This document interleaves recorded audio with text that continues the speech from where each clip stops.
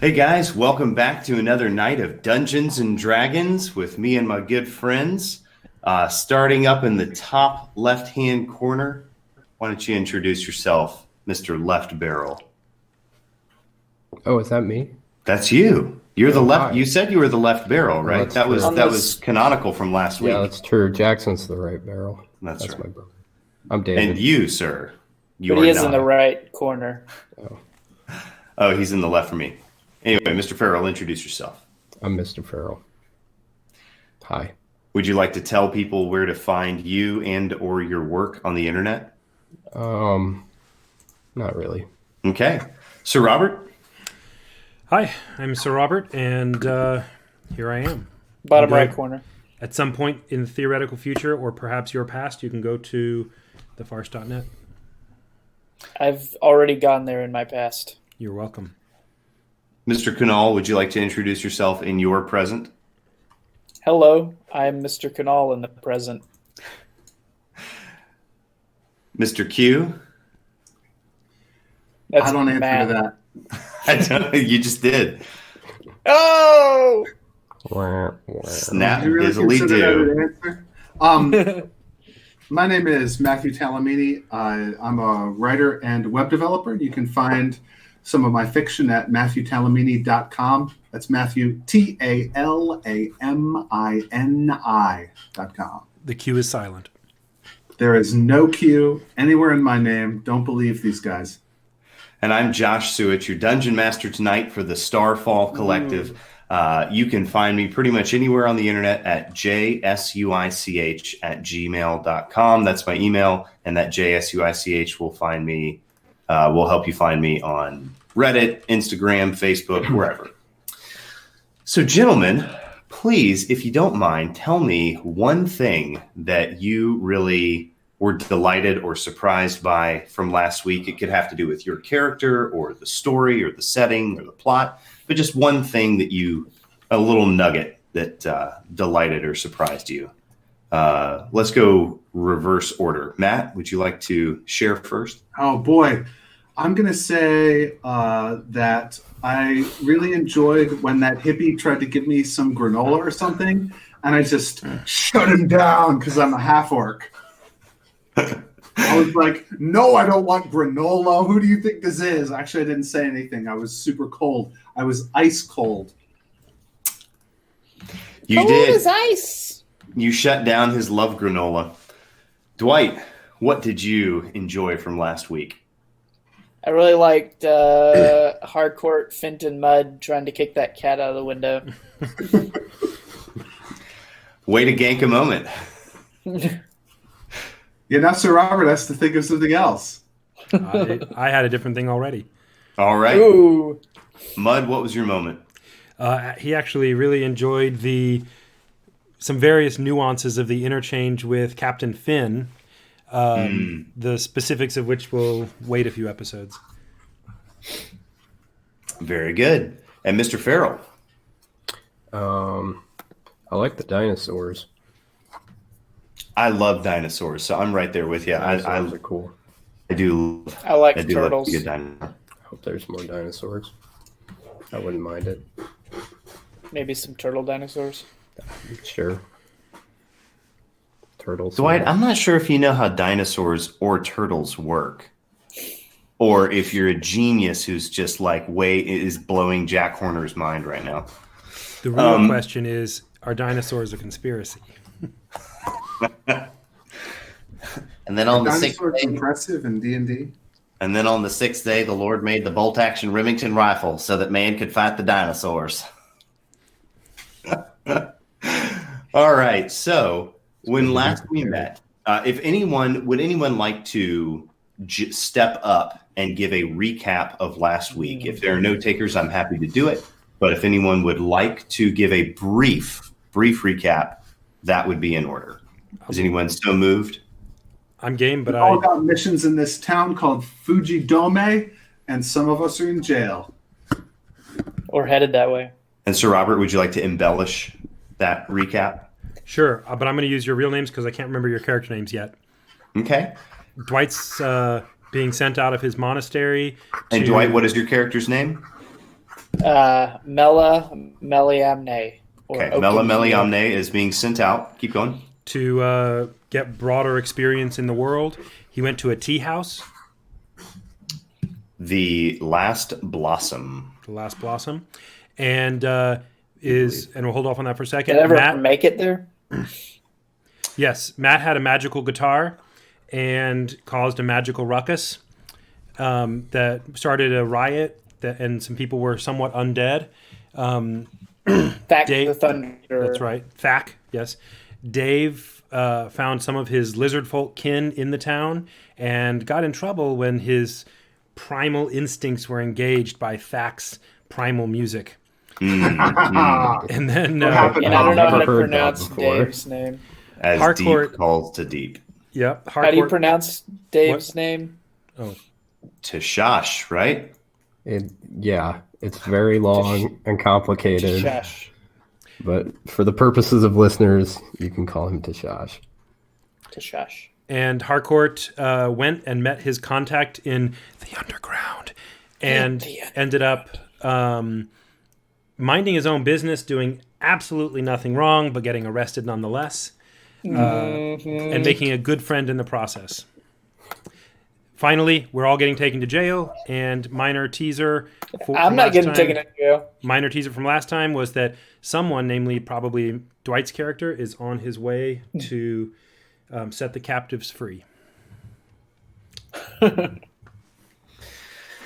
Excellent. So the scene unfolds. We see. I'm trying to think where we want to start. Tell you what, I'm going to pull up the Jitsi so I can see you guys. The scene opens up with a very large, about 6.5, 7 foot tall Warforged who's got an iron arm clamped on Tashash's arm. And he seems to be carrying me. Yeah, you're kind of using your feet a little bit. It's more convenient. It feels better when you use your feet.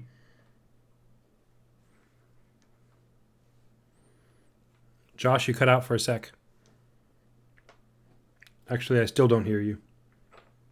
Than to be says, I have brought in the agitator from the Commons area. He was attempting to cause dissent. And you see him kind of burble out a little explanation of why he's dragged you there. And you see a woman with frizzy hair kind of look you up and down and say, yeah, fine, put him in Bay 4. And so you get dragged down the hallway and tossed into a room. Do you protest? Do you say anything as you're being dragged away? No.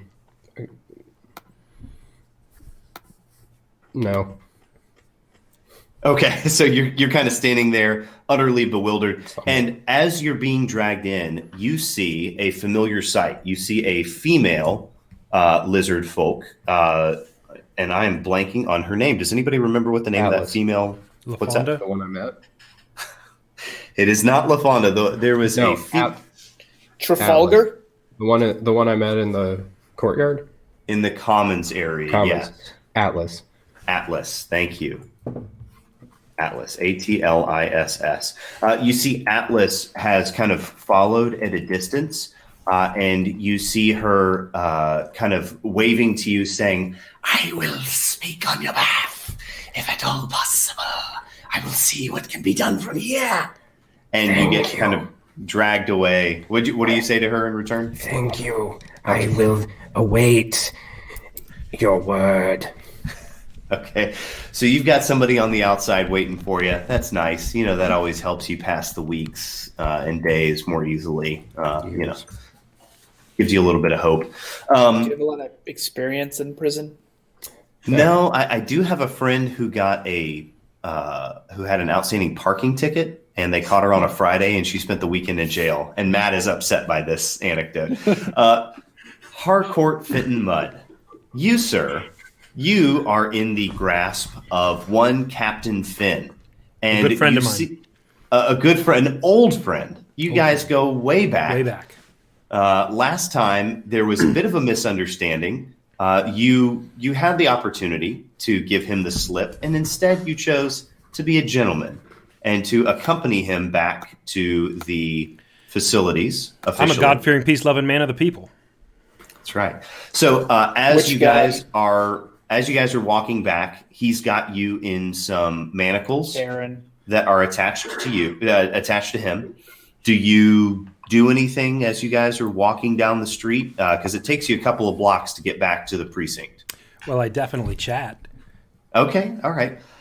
So he's walking along in front of you, kind of pushing people out of the way. His attention is primarily preoccupied with the crowd that he is pushing through. And as you look around, you see that the city is agitated. You notice that there are a couple of places where there are small groups of people who are huddled around an individual. You see a fire has broken out at the edge of a building somewhere. And you see a lot of people are diverting pumps, and somebody's got like a wheelbarrow, and all the water's going into that. People are bucket brigading water. The idea of a fire that could burn down the city is pretty absurd because there's flowing water everywhere. So what do you say to this guy to get him to open up as you guys are walking along? So, what's his name? Finn. Finn, Captain Finn. I really like how you handle yourself, Captain Finn. You know, my wife, she says to me, Harry, she calls me Harry. She says to me, Harry, what you got to do when you're in a situation like one of these here is you got to understand that the police are your friend. They're your friends, you see. And what I want to know, Captain Finn, is how did you get so good at this job?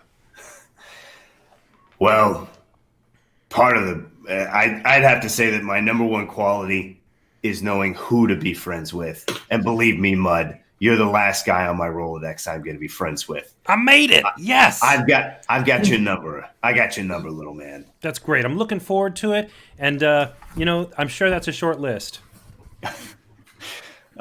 So you guys show up at the precinct, and he doesn't even produce a badge or anything. The lady recognizes him, and he brings you in a side door, not the one for the viewing audience, not the one that Tashash got dragged down, but a door off to the side, and you get deposited somewhat unceremoniously in a small room that has a glass window, and you are handcuffed to a table and deposited, and you see a number 5 above the doorway.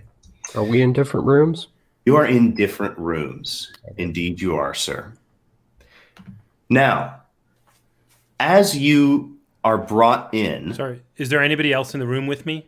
There is no one else in the room with you, no. Okay, I'd like to try to get my cuffs off. Please do. I'll keep them on the table if I do unlock them. I just want them unlocked. Sure, yeah. Go for it. So what would you like to do first in the process of taking these cuffs off? I have thieves' tools, Mm-hmm. and I just want to pick them. Start picking away. I don't know the right roll for that. Is that sleight of hand or... Yeah, so you're going to make a sleight of hand check. Okay. 18. As you are digging around inside of the mechanism, you receive a jolt. Roll me 1d10. Okey-dokey. Oh Let's my. see. Sorry, which one's a D10? There it is. Okay. 1. Okay. You kind of tense up for a second, and you take a single hit point of electrical energy damage as you get zapped by these manacles. Go ahead and mark that on Joy your sheet. buzzer. Yeah, you might want to mark that whopping hit point. Guys, that's first blood. I Right did. there. Beyond should allow you First to blood do of the that. campaign. I'm going to try again later. Okay. So Robert has to buy the drinks. So, Robert, do you even have 10 hit points? I do. I'm level 3. Oh, good. So let's see here. Thack. Is it Thrack or Thack? It's Thack. Thack. The Thack, you Thunderer. thunderer, you. You are deposited in a room with your electric guitar and your sword on your side, and What? you are not handcuffed Jail is anywhere. this? You are simply deposited in this room, and you see a number 3 above the door, and the Warforged just kind of tosses you in and closes the door behind you. Did I get a glimpse of any other living beings in this building as I was dragged through? Indeed, you did. As you were being dragged down the hall, you saw a couple of other Warforged walking up and down the hall. You saw a couple of, what's that? I said, "Oh boy." Yeah. So at this point, you've seen maybe like a half dozen of them total.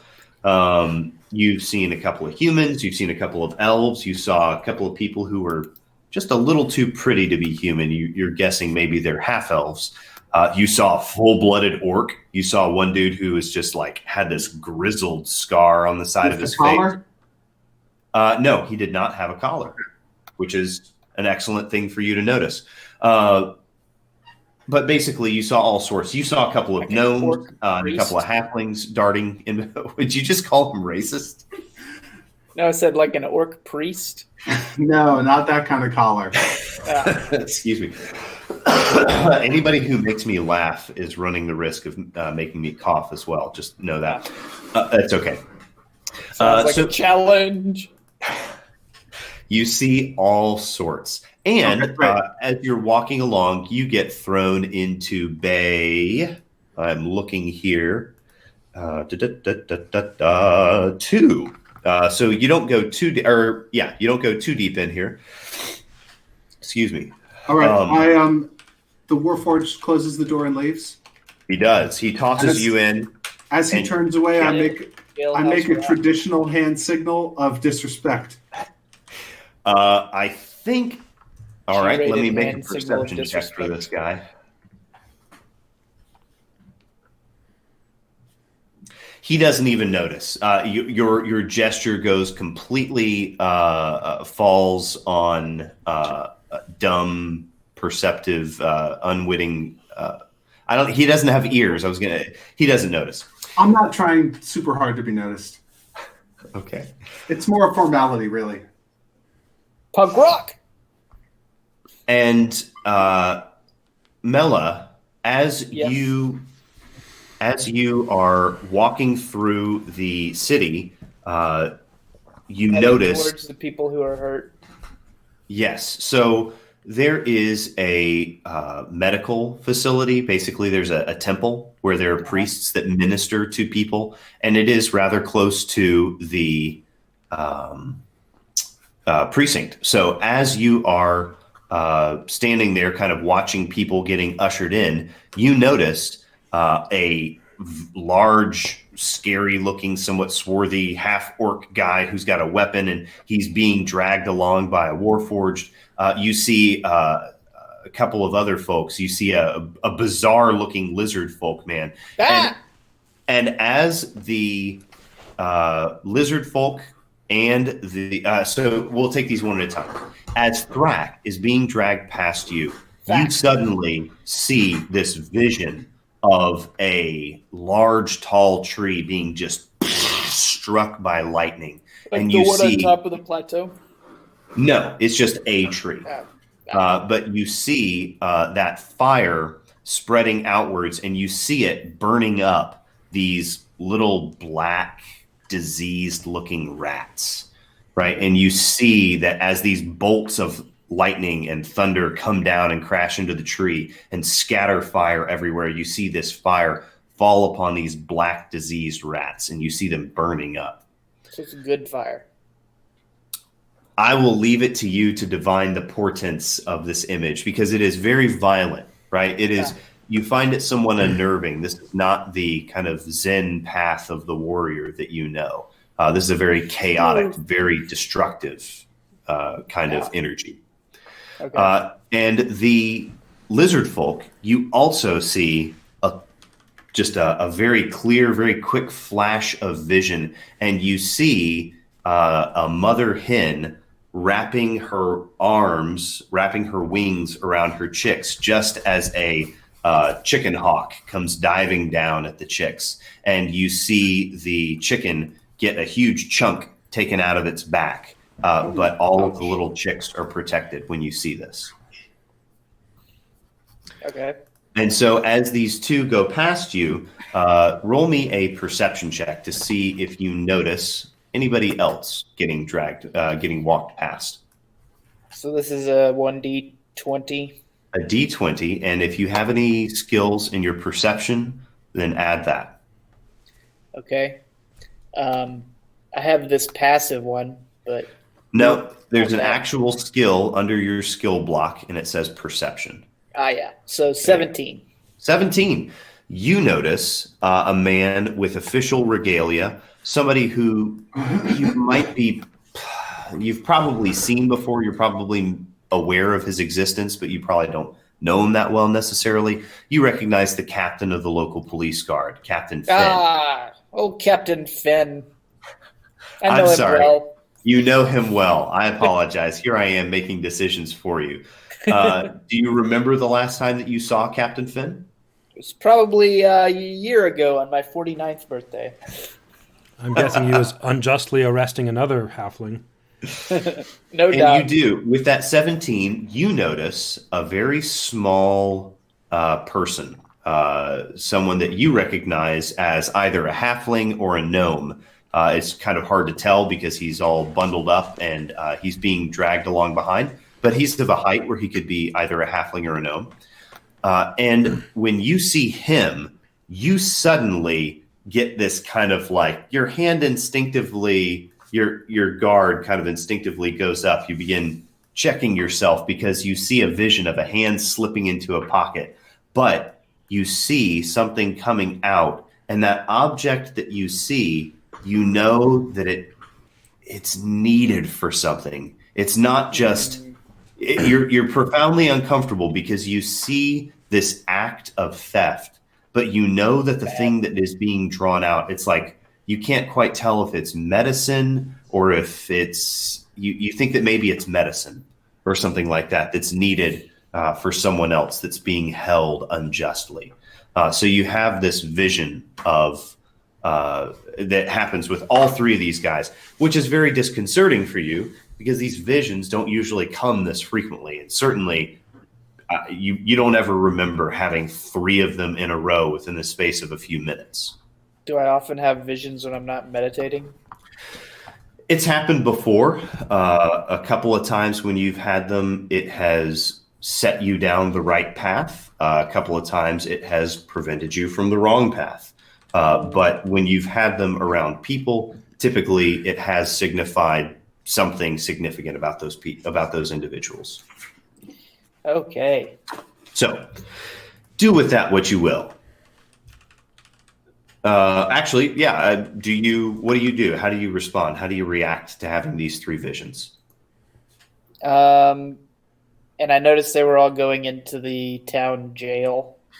You notice that the first two guys were being dragged by these Warforged, so you know that 2 + 2 is 4. The Warforged are definitely dragging these guys to the prison, to the precinct. It's more than just a jail, right? That's the kind of hub of operations for the city police. And you know that Captain Finn, having somebody handcuffed and in tow behind him, he's probably not taking this guy out for ice cream. He's probably also taking him back to the jail. Although they do have ice cream at the jail. It's a really nice jail. Ooh. Well, I'm going to slip into the jail for a bite of ice cream. Okay. Ice cream is actually just code for deep tissue interrogation. So just so you know. Okay. So we jump back to the jail, and you see that orc, that really, really immense gentleman, opens up the door to Thack's room with that number 2 above the door, Bay 2. And he says, "All right, time for questioning. We're going to have a problem. Do I need to remove any of these implements from you?" No. Good. Come with me. You reach for your sword. You do anything, we tase you. We lock you up for a good fortnight. And then we start the process over again. You're not going to get another warning, you understand? That's fine. All right, come with me. And so he marches you into a small little kind of like a half courtroom, and there's a chair for you. And you take a seat behind a little partition, and you see a small crowd of a half dozen folks over there to the side, and you recognize a couple of the hippies And one of them goes, "That's him, man. That's the guy. He didn't even take my granola, man. I don't know. This dude's whack, man. He's bringing some crazy energy here, man." And you see the other two guys be like, "It's okay. It's okay. Look, we all know he's crazy. And they're consoling their friend. So, how's this room laid out? This room is laid out. It is kind of a long room. You are at the middle of the long side of the room against the wall behind a little bay. And on one side of the room, there is about 6 rows deep of seating, and the hippies and a few other people from the town are over there. And on the other side, you see there are some spots. You see there are some desks, standing desks, a couple of sitting desks, and there are a few officials who are on that side. And So most of the it's almost like a little courtroom. It is. It's basically a little small courtroom. It's not big enough. You don't think that this is like a full courtroom. This is probably like just like a deposition room. So Tashash, another Warforged comes into the room and opens up the door and looks at you and says, "Citizen, you will accompany me for deposition. Do you understand Common?" Yes. "Good. Follow me. Do not deviate from the path. Do not make any aggressive movements, or you will be detained and incarcerated for a fortnight, and interrogation will re-begin. Do you understand?" Yes. "Good. Follow me." And he takes 2 steps out of the room, and his head kind of swivels over his shoulder and looks at you. I follow him. Okay, excellent. He marches you to the courtroom, and he sits you down in the seat next to this very scary-looking, very surly half-orc. Matt, would you like to describe for the folks one more time what does Tashash see when he lays eyes on Thak the Thunderer, and what sort of body language, what sort of posture is he in? He's going to see a half orc, so green skin, not as green as a full-blooded orc, large and muscled, but not as much as a full-blooded orc. Again, more on the tall side, taller than a normal human, but doesn't have the full shoulder breadth of a true orc. Okay, there still are tusks. Not huge tusks, but there are definitely tusks. And Do you have anything carved in them? no, nothing's carved in the tusks. He does wear his leather armor is very Harley Davidson. It is black leather. It has little chains and spikes and stuff like that. Not full guar, not full fantasy leather, but biker leather is what it looks like. There's small ornamental spikes, not really functional spikes, but anything carved on the spikes? Nothing's carved on the spikes. But when Tashash first sees Thak, he will be giving the granola hippie the eye, Nice. Just daring him. You see that hippie actually jumps up out of his seat and actually leaps over. There's a partition between you and him, not the one that's right in front of you, but there's another one between you and him. And you see him jump over, and he's running straight at you. And you see that he's got this granola bar stuck out in the air, and he's running at you. It's pointing it at you like a spear. He's like, "Man, I'm gonna get you!" And then you see, whoom, and you see this guy get absolutely clotheslined by that giant orc, and he just goes and lands on his back. He's out cold, just out completely cold.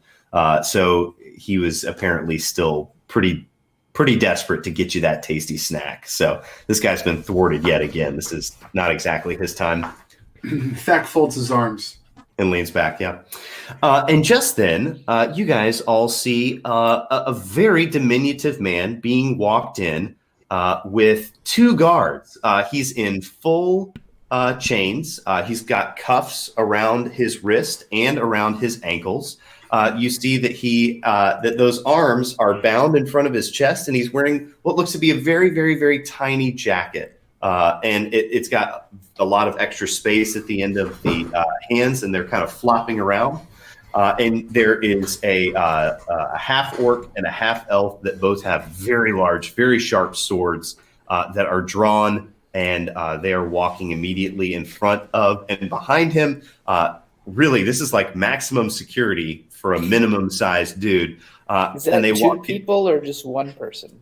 Two people. Half an orc in front and half an elf behind. Which means that there's a whole human in front and something that's half orc and half elf behind him. Yes. No. And they point to the seat next to Tashash and Thrak. What do you do? What does Harcourt do? Yeah, what does Harcourt do? Sorry. Sorry, is Captain Finn with us? Captain Finn is not in the room, no. Okay. I thank the two gentlemen to either side. Thank you so much. Tell Finney I really appreciated his hospitality. Sorry, Captain Finn. Only his friends call him Finney. And then he sits down. The two guards look at each other and kind of roll their eyes and shake their heads. And they step back to either side behind you. Great. Okay. Now, I notice Harcourt? Oh, I mean, he was. You saw two guards enter in with this tiny little guy. So absolutely. What do you do? I'm gonna turn to one of the guards and say, "No, thank you. I am not hungry."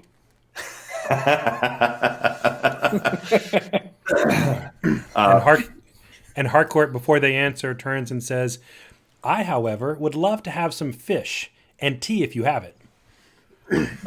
The guard kind of leans over and mutters something into your ear, Tashash, and he says, "You do understand that eating anybody at all who's sentient inside of this city that's murder. You can't do that. You can't eat people, right? Can't eat. Okay, maybe I'll give you a list. Wait, what? Okay, it is halflings, gnomes, humans. Can't eat them, right? It is not a bugbear. Wow. You know what? I'm gonna mark you as a It's a category. biology textbook. It is Janine, mark very this guy as a category 2 and put him down for mandatory citizen training before he's released to the public. He looks at Good. Tashash looks kind of sideways at Harcourt, and then like leans over kind of close, and then he turns back to the guard and says, What is it? It is not a bugbear. Are you sure? So Mela, Mela, you had these visions of these individuals as they were walking past you. What did you do? I'm going to go find my friend Captain Finn and talk to him. Okay, so you show up to the police station and you walk up to the kiosk and you see a woman with curly hair and she looks at you and kind of looks you up and down and says, "You on some sort of official business or something? Because we are swamped here. Can I help you?" Yeah, I'd like to speak to my good friend Captain Finn. Right, I'm sure you do. Captain Finn is extremely busy. I don't know if you noticed, and she kind of points around at the city block, and over your shoulder, you see like somebody just running along through the background screaming. You see another couple of people holding somebody who's crying. You see one guy who's got a hand to his neck, and he's just bleeding profusely. He's holding in blood from a bite mark. And she says, "We're a little busy at the moment. You might want to try to schedule an appointment with Mr. Finn for a later date." Make me, yeah, that's what she says to you. What do you do? I would like to convince her that we're good friends. And that, okay, so you're going to take the whole, I know him and he would want to see me if he knew that I was knew here. what I knew. Okay, if you knew what I knew, you'd let me in.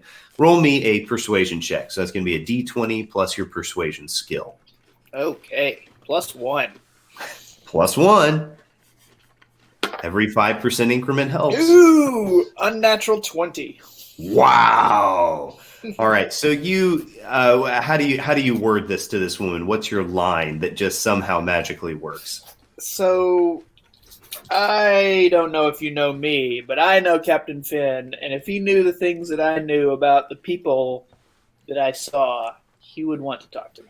Well, if you've got special information that's secure, well, of course you better get in there. They're about to do the deposition.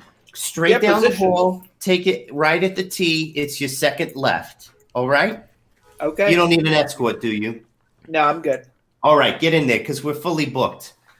Okay, I'm in there. And she immediately picks up what looks to be like a Sudoku or a word puzzle or something, and she starts tiddling with it again. So Incredibly busy. incredibly busy.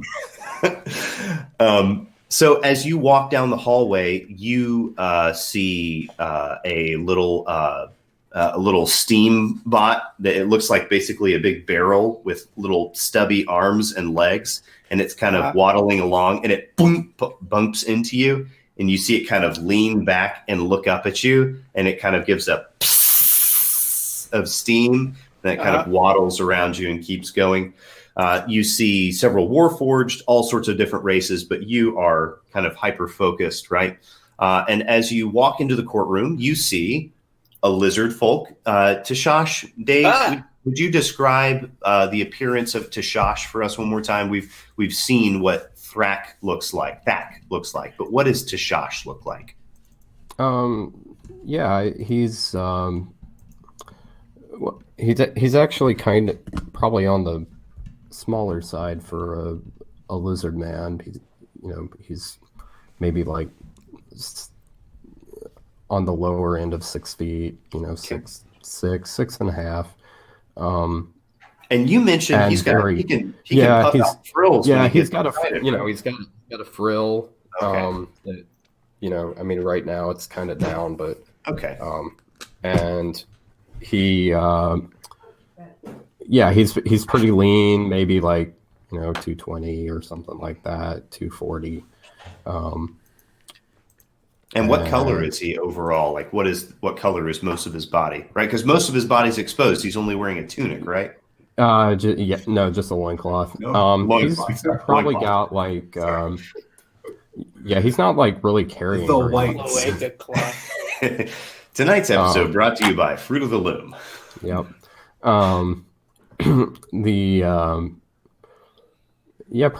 Probably like dark green. Okay. Mostly. And when that crest, is it a flat blue crest, or does it open out to the sides as well? I'd say it opened out to the side. Okay. And like that, like the webbing or whatever is blue. Okay. Can't see it too well when it's folded up, but. So is it like a livid poison blue that's like a shocking kind of color to see? Darker, but okay. Deep blue. Okay, deep blue. Not like sky blue or like, but it's more of a cobalt blue. Yeah.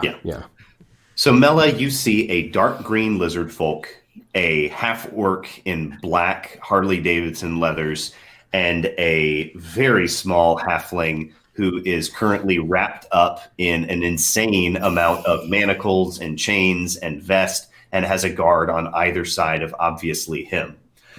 And at the end of the room, you see Captain Finn standing. So as you walk in the room, you see these guys across the room from you. They're not very far away. They're only maybe 12 feet. And off to the right, at the end of the room, long ways away from you, you see Captain Finn amongst a host of other individuals who are official city guard personnel. And on the other side of the room to your left, you see a small group of citizens who are in seats behind a little partition, and they seem to be kind of muttering with each other. And as you step in, you hear a little gavel knock down on a table. Sorry, I don't have a good. Can anybody make a good gavel sound? There you go, perfect. And Captain Finn says, "Just gavels from all angles." Yeah, it echoes through the room. Gavel. There's gavels all over the place. Finn says, all right, everybody quiet down. We don't have enough time to do this with full formality. This is just an initial hearing.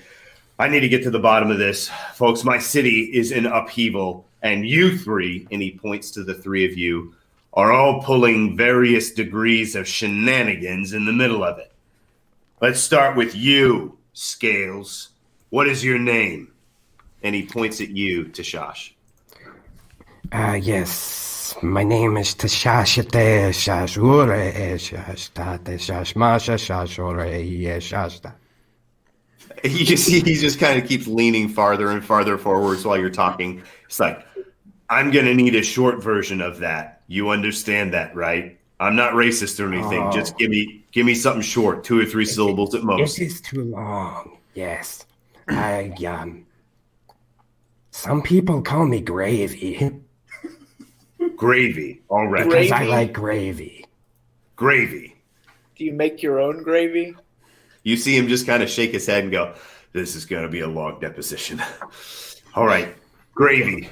You, Leathers, what's your name? And don't pull some sort of race stunt on me, okay? He's lizard folk. He gets a pass. You know better. My name is Thack the Thunderer. All right. I don't need your stage name. I just need your given name. Yeah, Thack the Thunderer. Of course it is. All right, Thack. And you, for the sake of the court, even though you and I have already been previously introduced, what is your name? I'm Larry. All right, listen. I'm going to give you just this one chance to do this the easy way. And you see him pull a cattle prod kind of device out of his pocket, and you see it go before this becomes a non-friendly interrogation. What is your name? Me? Yes, you. Like I said, it's Harry. I'm Harry. Wait, is his name? You seem like, all right, just write down Harry for now. All right, so first thing I need to know, and he points at you, Thack, and he says, I've got a major commotion happening on the common grounds, and I've got a full-on outbreak of panic and people freaking out, and I've got your music at the center of it, right? And I've got you, his friendly little accomplice. I've got some sort of lizard folk guy running around with weapons drawn, knocking people out of the way, screaming about monsters and spreading mass hysteria in my commons. You, what kind of magic stunt did you pull to try to get my entire common area in a full-on uproar? What's the idea? You some sort of bard? Bard is one way of putting it. All right, what kind of spell did you cast on my people to get them that kind of upset? What you saw was Grumsh using the power of music to free your people from authoritarianism. And you see the full orc over there who's like a foot taller than Finn lean over, and you see him mutter in defense. You're like, it's true. That's true. That Grumsh does have the power to liberate people. It's a very, very provocative art form.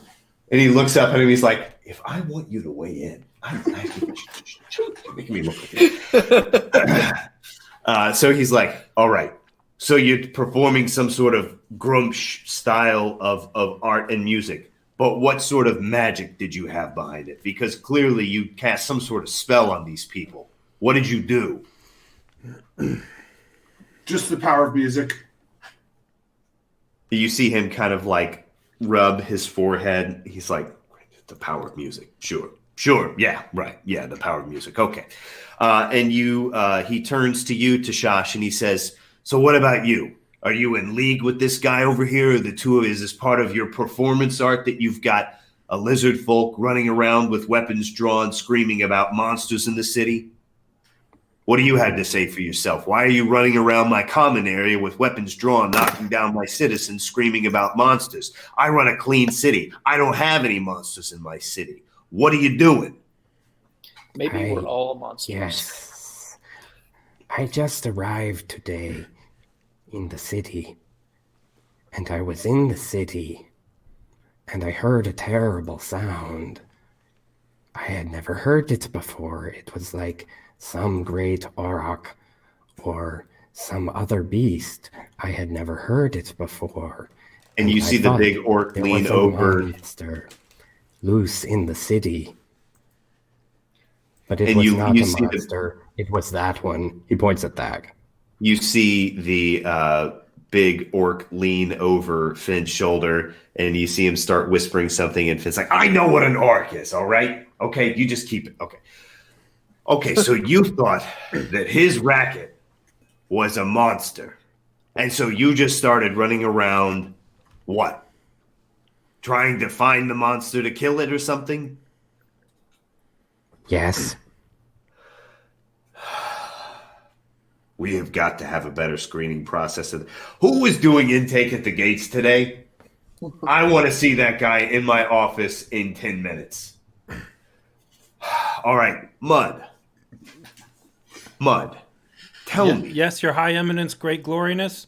Okay, let's just stick with Captain for now, okay? Yes, Mud, sir.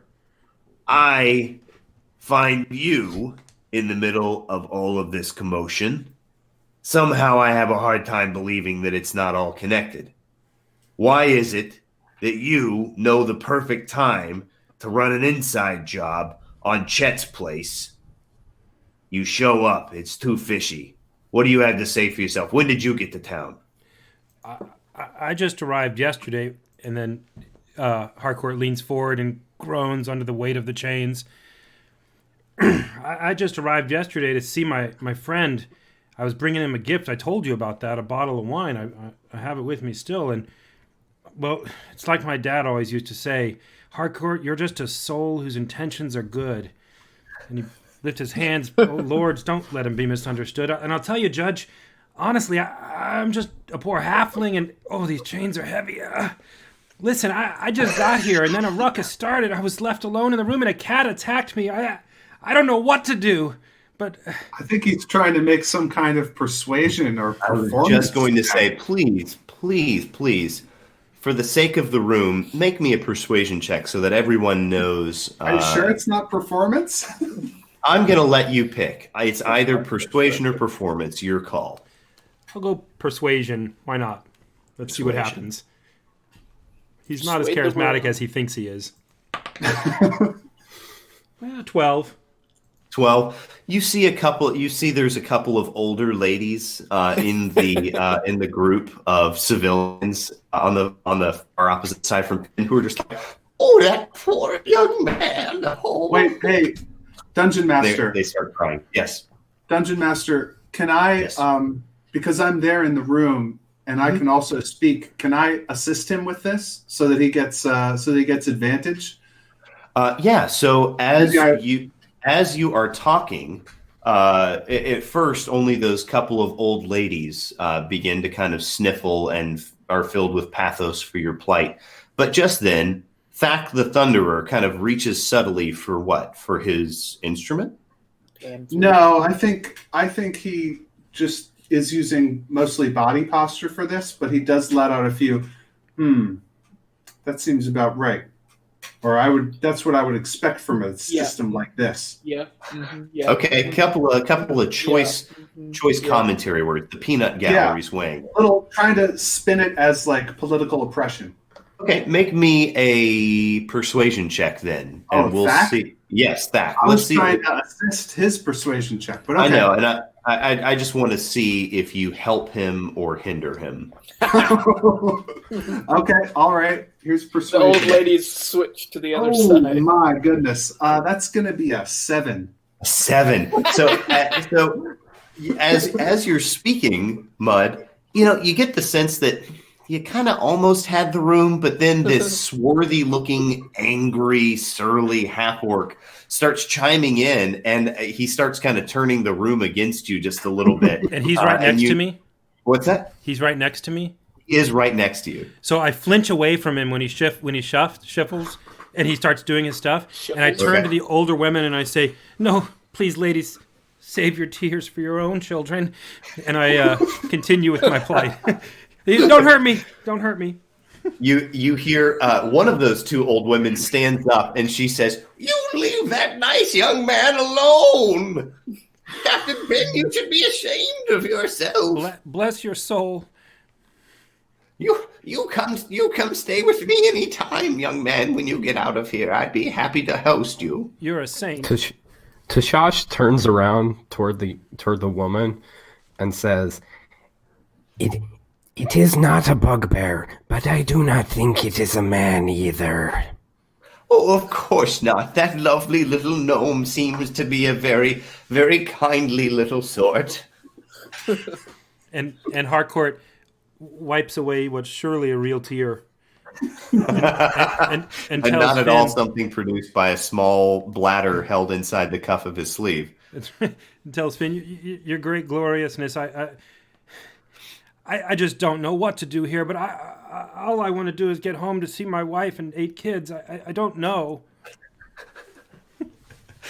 You don't have kids, but I might someday. So the three of you, you see Finn just kind of look away from the three of you in disgust, and he goes over and he begins shuffling some paperwork. And he comes back over and he looks at the three of you and says, honestly, I don't know what to do here.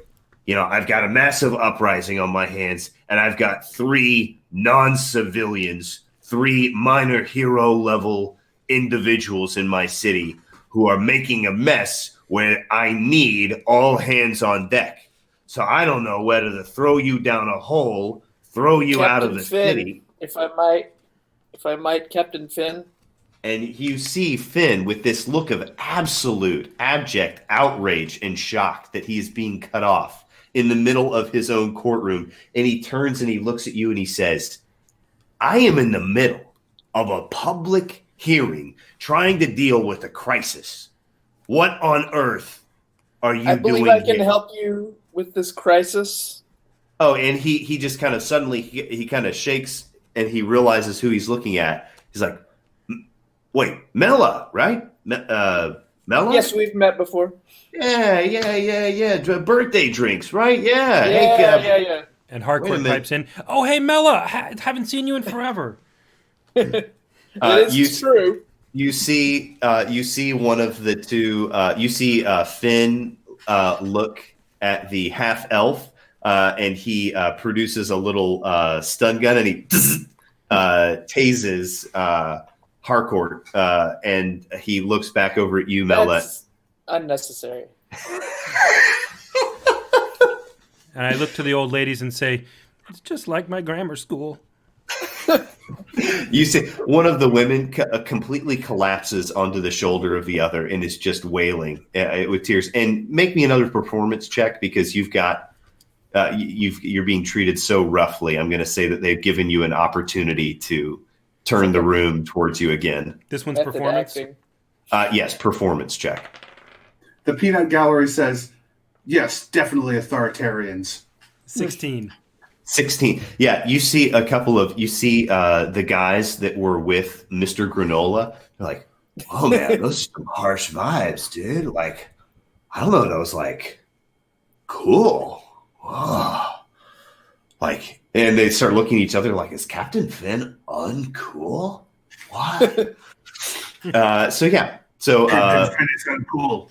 I heard that Captain Finn is uncool. He does not party. You see You see Finn is starting to get a little bit frustrated because he seems to be losing the room, and Mela, you have cut him off, and he turns and he looks at you and he says, "What are you doing here?" Well, I'm here to take these three gentlemen off of your hands, and if you would prefer, I can do this in a sidebar. I don't think it needs to be publicly.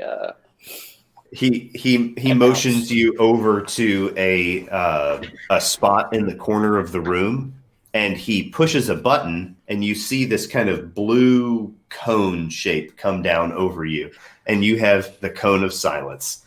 So the two of you are standing under this cone of silence, and he pushes another button, and these kind of little fans come down from the ceiling and start kind of circling around you so that people can't see your faces while you're talking. It says, "Okay, listen, I have completely lost this situation here. This is I don't even know what's happening. I've got outbreaks in 4 different places in my city. I've got the affected, right, who are acting in ways that they should not be acting for another week and a half at least. I don't know what's going on. I mean, it's like the city's falling apart. I don't know what to do. Well, I think you should stop wasting your time with these guys. I'll take care of them, make sure they don't cause any more trouble, and you can get back to dealing with the affected. I mean, I'd love to, but I can't just remit these guys to you. I mean, I'm going to need like paperwork from your order or something. I mean, whose jurisdiction is this going to go under? You just send a note to, what's his name? Edamame, and he'll take care of all of that. Okay, you and I both know Edamame doesn't respond to any kind of paperwork for at least a week and a half, 2 weeks. I've got a full house. I can't sit on these guys. I mean, right. So you want to sit on them for a week and a half, or you just let me take care of them? You know, if worse comes to worse, I can kick one of them in the head. They'll fall asleep, and they won't be a problem for you. He looks and he's like, if that happened to Mud. No, I took an oath. Okay, roll me a persuasion check. Okay, +1. What is that? 11. That's good because Captain Finn kind of flubbed his roll. You see him kind of go, look, can you just sign some sort of paperwork for me that says that you're taking them under the auspices of your order and that you and Edamame are going to take full responsibility of them? Yeah, we got it. Okay. All right. I think I can stick my neck out on this. All right, get him out of here. Get him. I don't want to have any more to do. I've got other things to do. Get him out of here. Yeah, fine. And so he walks over to the clerk. You see him discuss some things with the clerk. You see the clerk quickly draft up something, and you see them pour some wax. You see them stamp it. You see Captain Finn produce out of his robes this stamp, and he puts an ink stamp on the document. They bring it over to you, Mela. Do you have any kind of official stamp, or how do you notarize this document with your authority? Does that hockey puck of excitement you gave me have any bumps on it? It does. So one of the things that you can use, the jade. Oh shoot! What did we call it officially? We called it the jade. It's not a hockey puck. I've got an entire. It was a rampant knee on the field of sage. That's right, the rampant knee on the field order of the sage throg. Throg, because of that. That's what I wrote down. The emblem of the order of the sage throg. I don't know why I wrote that. The jade throg on the field of sage. That's right. That's right. It was the jade throg's knee, right? It was a knee rampant on a field of sage. Yeah. And we happen to know a little bit of inside baseball. So you take this object, you whip it out, and you press it down into some wax. And when you pick it up and pull it away, and the clerk looks down at it, the clerk kind of looks up at you, and his face kind of blanches. And he says, I'll get this filed immediately. And you see him put it on the absolute top of the stack. Like other things have been getting filed somewhere down in here. He places it on the very top of the stack. There's nothing like a little bit of paperwork in D&D, That's it. Really, my favorite part of all of Dungeons & Dragons is the paperwork. Content. So I really want to follow that sheet of paper through its entire life. You should. So bill becomes a law. That so we go back in time. We see a small tree, a small seed fall into the soil. That's like, oh God, no! This could go. He'll do it. You don't understand, guys. He'll do it. Bokov already made fun of you. An invitation to a beheading. Congratulations, Mela. You have collected to yourself 3 ragtag individuals. 2 ragtag and Harcourt. 3 individuals. So you see Finn walk over to the 2 guards, and he mutters something into their ears, and they kind of step back and look at him like, "Are you serious?" "Are you crazy?" And they're like, and then they like kind of shake their head. And they're like, they salute to him. And, they kind of pick you up, one under each arm, Harcourt, and walk you over, suspended in midair, over in front of Mela. And they say, "Where do you want him?" Well, take off all of this accoutrement and just let me have him. Well, I can do that as soon as we get outside of the precinct. I've been ordered not to relieve him of the accoutrement within the precinct. Okay, well, let's go outside, I guess. Okay, so they walk Harcourt's you out. having a really hard time not falling, and so I'm grappling just to try to stay up. And also, do they have any pockets? They do have pockets. He's tripping all over the place. It's You're hard. inside of manacles and a jacket, and there's two of them holding you, so you'll have disadvantage. I'll just call that disadvantage and be generous and not absolute quadruple disadvantage. I can wait a minute. Okay. Okay. There we go. We finally found a scenario in which Harcourt is not utterly compulsed to pick a pocket. And this is it. Congratulations. And Tishash, Maybe we should Thrak, leave those accoutrements. so Tishash, Thrak, you see the two guards pick up Harcourt and walk out with him. And Finn walks over to the two of you and says, "Gentlemen, here are your options. Well, you don't really have options, but trust me when I say that the best one has probably happened to you. Because before your options were, I throw you in a hole and I leave you there until I can figure out what to do with you, which is going to be several weeks. Or I throw you into an even deeper hole and I don't take you out of it. Or you get kicked out of the city and you get banned from it permanently, and your names and your faces get put on lists where you get arrows shot at you if you ever come anywhere near here again. But as it is, you are welcome members of our community. All you have to do is follow that gentleman over there and do exactly as he says until he releases you from his service. Are we understood? Is this amenable?" Yeah, yes. Thank you, sir. I am very sorry for any problems I have caused. Let us be friends. He sticks both his hands out in front of him like that. Finn kind of puts his hands out and kind of like claps his hands around your hands. And he's like, "Get out of here."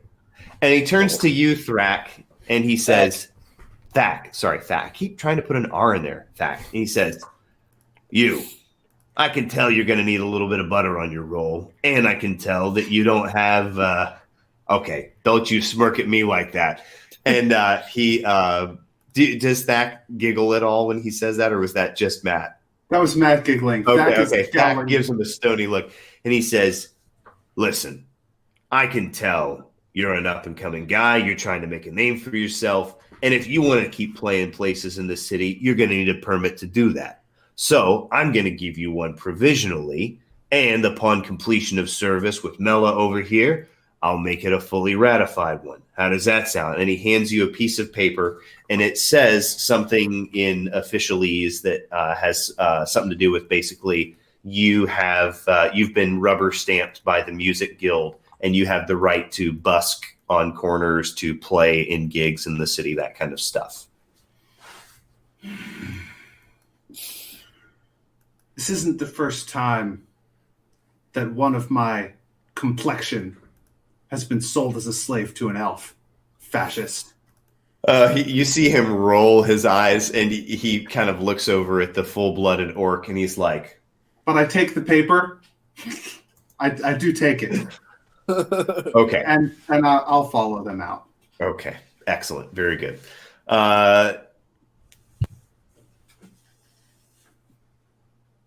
Excuse me. Tea break.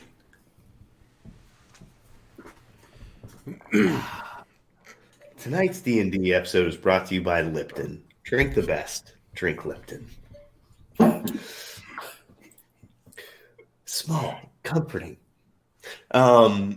So, congratulations, gentlemen. You have found each other in a sea of chaos, in an ocean of ships that pass in the night. Sorry. Did they What? Sorry, did they unlock Harcourt? Yes, they do. So as they step outside, they start unhooking and unlocking the manacles in the jacket, and they start peeling it off of you and whatnot. And is Captain Finn there? No, Captain Finn is still in the interrogation room. Okay. I want to turn and thank the two guards, and whichever one was rougher to me, the half elf, half elk, The half orc. elf or half Half orc. elk. Yeah, Nice. half elk. Elk. Its Elk horn, one of guard. its horns definitely gouged you That's right. as he was turning. I want to turn to him and say, I really appreciate your fervor for your jobs. Listen, to be honest with you, Captain Finn dropped something when he was in there. I picked it up, but I really think he ought to have it back. I respect him greatly. And I give him a small silver pin that says hero on it. And I say, just make sure you return this to him. Okay, you see one of them eyeball you very, very suspiciously, and he kind of like reaches out and snatches the pin out of your hand and looks at it. Whatever. Put it in your pocket. Fine. Keep it safe. I'll give it to him, but fine, I'll give it to him. And he turns and he storms off. Okay, and for our listening audience backstage, Harcourt used prestidigitation to create a little non-magical pin. It's going to evaporate in a few seconds. You see him stuff it into his pocket as he is walking away from you, and he's kind of shaking his head. Congratulations. You have stymied yet another NPC. Kids today. We're outside all together. Yes. I want to. The vibe of the city has come down only a little bit. You can still hear a lot of agitation. It is obviously still a city in mild tumult now. But go Is ahead. anyone running around holding their hand to their bloody necks or anything? No, you do not see people walking through the streets with open injuries. Now you do see people who appear to be cleaning up, who appear to be carrying carts of water and supplies. You see a lot of shops have boarded up and closed their front doors, and you see a lot of awnings that have been drawn down covering up produce and goods and whatnot. The city seems to have kind of withdrawn into the kind of behavior that you would not expect for several more hours. Gentlemen, let us retreat to my favorite place, the Jade Crumpet, and continue our conversation. What was it called? The Last Blossom. The Last Blossom. Exactly. Okay. I like the Last Blossom, but I think I'm a little too young for the Jade's Trumpet. Everyone is too young for that. So you, as we're getting ready to leave, I'm gonna turn to Harcourt and say, "I am sorry, I mistook you for a bugbear." It's no Yeah, man. problem. I'm How sorry could I you- mistook I will not- you for a bugbear too. I do not wish to eat you. Let us be friends. And he sticks both hands out in front of him. And Harcourt puts his head between his hands and says, yes, let's be friends. I shake his head. And we're off. Fax says, yeah, man, like, how could you possibly mistake somebody his size for a bugbear? If he had a brother and the brother stood on his shoulder and he had another brother and that brother stood on his shoulder and they put on a trench coat and the trench coat was covered with like spikes and hair and like goblin skin, then you might think that he was a bugbear. But like a little guy like that, bugbear? No. a short, scrawny bugbear. I have seen small bugbears. Not where I'm from. Well, attention. You and I Let's are not from move the same towards. place. I do not think. So as you all approach the Last Blossom Tea House, you see a elaborate and beautiful series of platforms that are suspended by vines. Each of these platforms has 2 or 3 small, different height areas where a small party can gather around a table and take food and drink. You see half-blood and full-blooded elves walking between these platforms on little, oh my gosh, what's the name for a walkway that's suspended between two things? I'm utterly blanking. A bridge? Yes, a suspension bridge. You see little suspension bridges that are only a few feet wide going between these platforms. And in the middle of all of these suspended platforms, you see one platform that is much larger and is kind of bowl-shaped. And as you go up a series of steps so that you can kind of see some of these platforms around and below you, you see down into the bowl and you see a very, very old elf who is playing some sort of bizarre, twangy, stringed instrument and seems to be kind of alternatively singing and chanting elven poetry in Elven. Do any of you understand Elven? I understand Elven. I do. Okay. You do Hardcore too, definitely Tashash. pretends to. Yeah. So maybe everybody but Thak hears this gentleman singing a song of lament of a city where all of the children fall deathly ill in a given night. And in the morning, it's nothing but the sound of the mothers crying and stuff. It's a very old, very formal kind of high drama, high tragedy sort of poem. I want to, Zach wants to learn the song if he can. Okay. You should probably have to roll for that. I was going to say, I suspect that would be either an intelligence check, or I would say that could be a performance check. That it's kind of the inverse of performance, but it's still in that wheelhouse. Does that sound fair to you to make a performance check to learn it? Performance is charisma. This should probably be intelligence of some kind, I would think. Okay, in that case, History? no. Investigation? Yeah, I think I'm going to say that you can either make wisdom. a straight. Let's make this an intelligence-based check. And is there an intelligence-based skill that you can make an argument to me? Well, you know what? You could say, make me an intelligence performance check, which would be my intelligence score plus the proficiency bonus that I have for performance. Yeah, let's do that. Okay. Let me think for a second about what that is. Intelligence is +0. And then, yeah. Okay, so that's just with my, okay. +2. 9.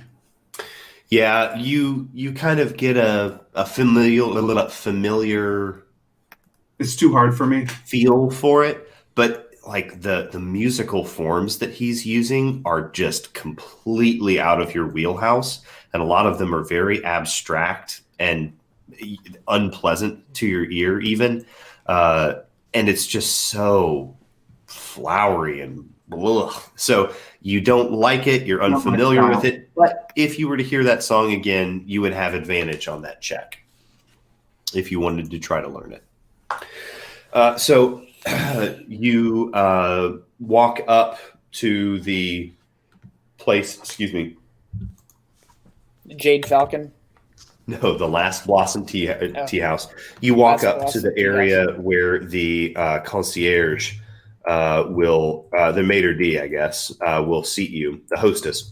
And you see a full-blooded elven woman who is absolutely beautiful. And in these very formal silks with her hair done in this extremely elaborate hairdo. And you see all these ivory combs sticking out of it and with lots and lots of ribbon. And she bows deeply to you, Mela, and says, "Will you be having anyone else in your party?"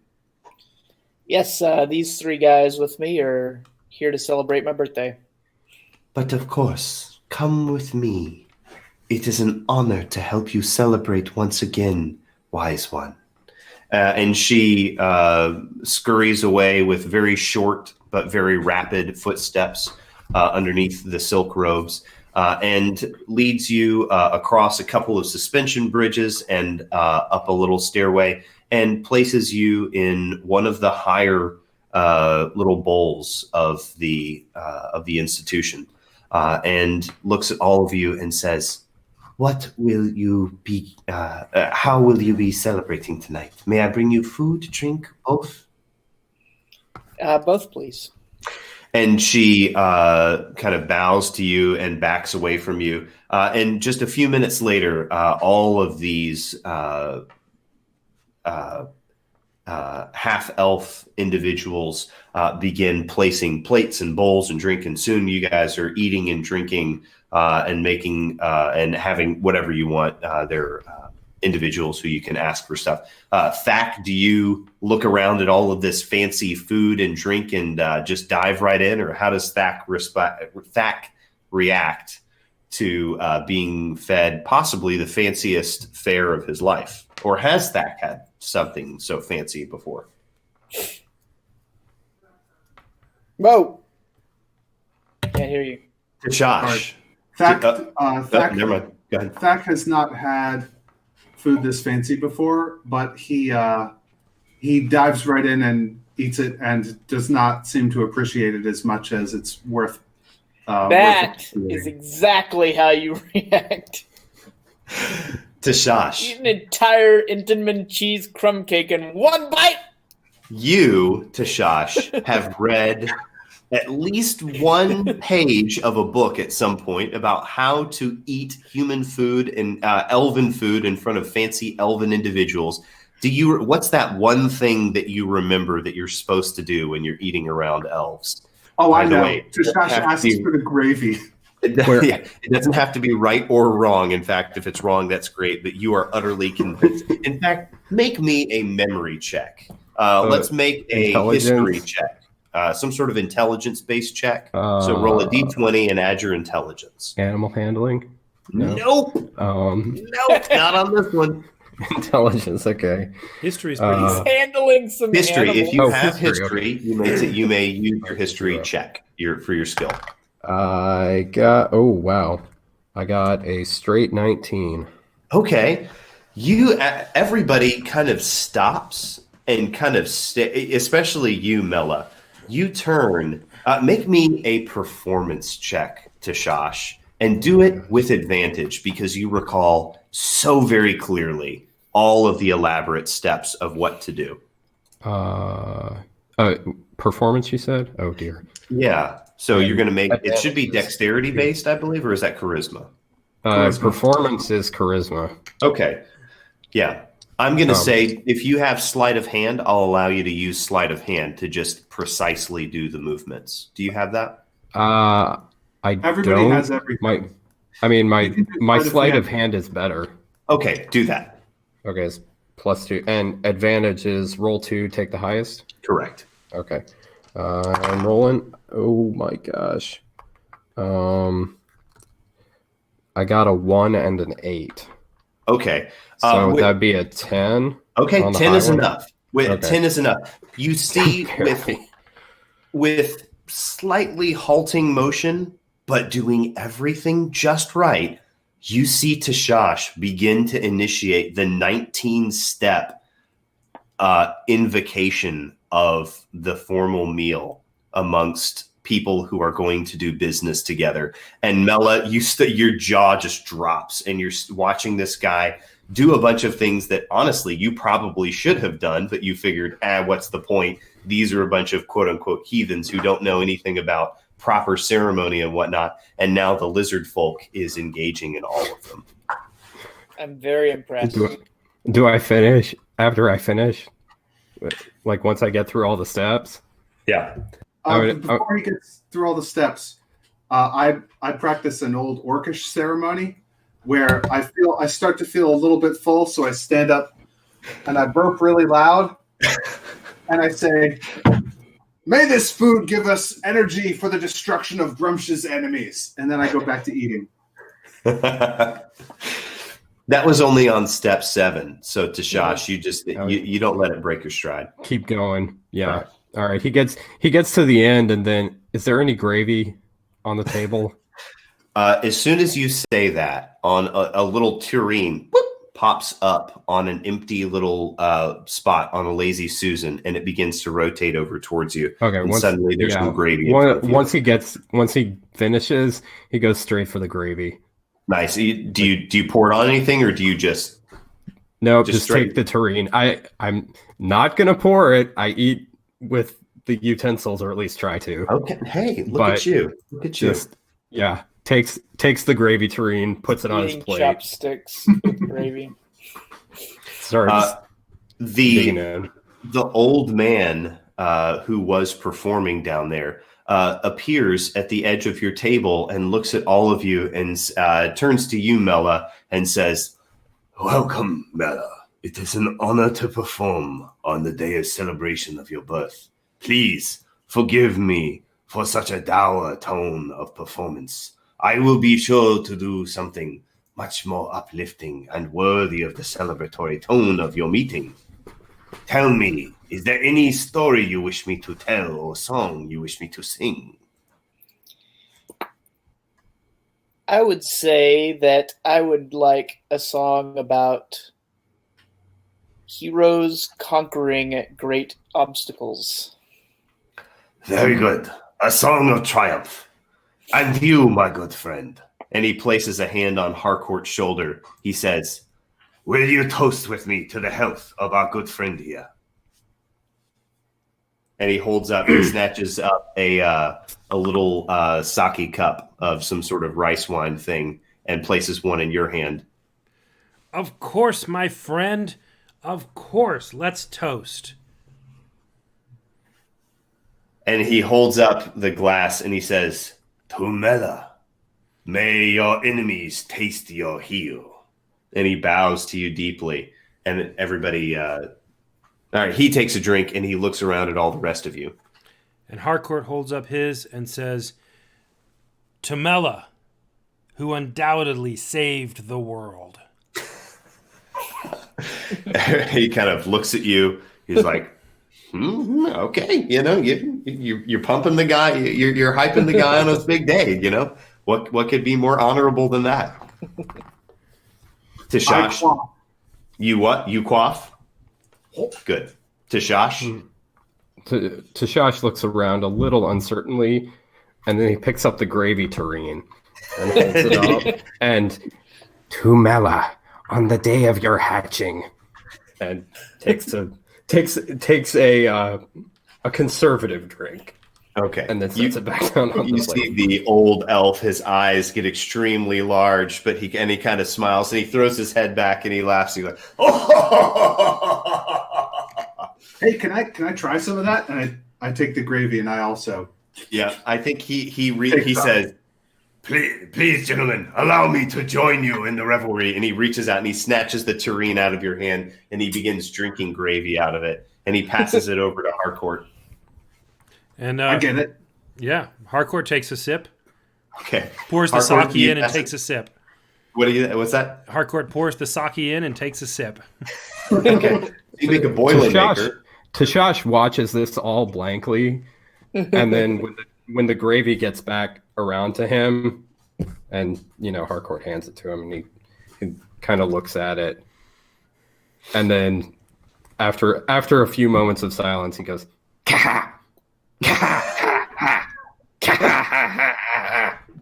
and then he stops. Okay, no, I think when you laugh, the old man starts laughing too, and I think that's where we freeze frame is on the old man snatching the gravy out of your hand and going to take another sip and kind of laughing and snorfing on some gravy. So it is 9:25, and we have been playing since 8, so this is probably a good time to take a short little pause. So if anybody needs to onboard or offload fluids or foods or anything like that. Welcome back, ladies and gentlemen. Welcome back to part 2 of episode 2 of the Starfall Collective. In case you've forgotten my name since we started, I am Josh, and joining me is Dave Farrell, Sir Robert Burbridge, Matthew Talamini, and Dwight Canal. And when last we met, 5-10 minutes ago, everyone was drinking gravy and laughing with a very old elven poet and performer. And as you guys are laughing, and the old elven artist kind of takes his leave of you guys and lets you all get back to celebrating. But the laughter has drawn the attention of some of the other patrons of the Last Blossom Tea House. And you see a servant walk over to you and offer a very, very large bottle to Mela. Anybody who would like to make me a perception check or an insight check? I think it's perception. Please. Perception. 13. Are we all making one, or is it just him? Anyone who would like to be in on the know of the moment? Okay. Anybody who's 12. curious Great. and paying attention. 19. 19. So, Dave, would you like to make a perception check? I think Dave has dropped and will be back with us shortly. okay. Here he is. So, Harcourt, you Yeah. are. Oh, wow. There's so many Daves on the screen. I love it. I've got Hey, two of sorry, them. guys. One of them is frozen. One of them is not. You're back. Yeah, You're with I us. got rid of him. It froze on me. Got rid of Sorry. him. I had to So- restart it. Harcourt, you notice that this is a very old, very expensive bottle of elven wine, something that is a precious commodity. You know the street value of this bottle. This is a exotic good, the likes of which Tiggs and other members of your organization deal in sometimes. It's hard to get your hands on. So this is a extremely expensive bottle that has been passed over. And you Like the one Matt has. like the one Matt has. Yeah. Yes. Yeah. A&W's finest. Yeah. It is only a slightly superior vintage to A&W. And you look up and look around, and at another table, kind of across the bowl, you see several elven nobles who kind of bow to you and give you kind of a polite little wave from a distance, and they all kind of raise their glasses to you. And just then, you hear the sound of commotion coming from down at the entrance to the building. And Tashash, make me a perception check. Okay. Let's see. +3. That is an 8. Okay. Not great. Tashash, you as you smack your lips and you taste the gravy, it fills your nostrils. This is one of the few things at the table that has really pleased you and your lizard folk palate. And you realize it's because there are small chunks of giblets and things like that in the gravy. Chunky gravy is It's good chunky gravy. So very thick. all of the rest of you guys have partaken of this, but for Tashash, for you, it was particularly delicious. I'm paying very close attention to the gravy right to the gravy.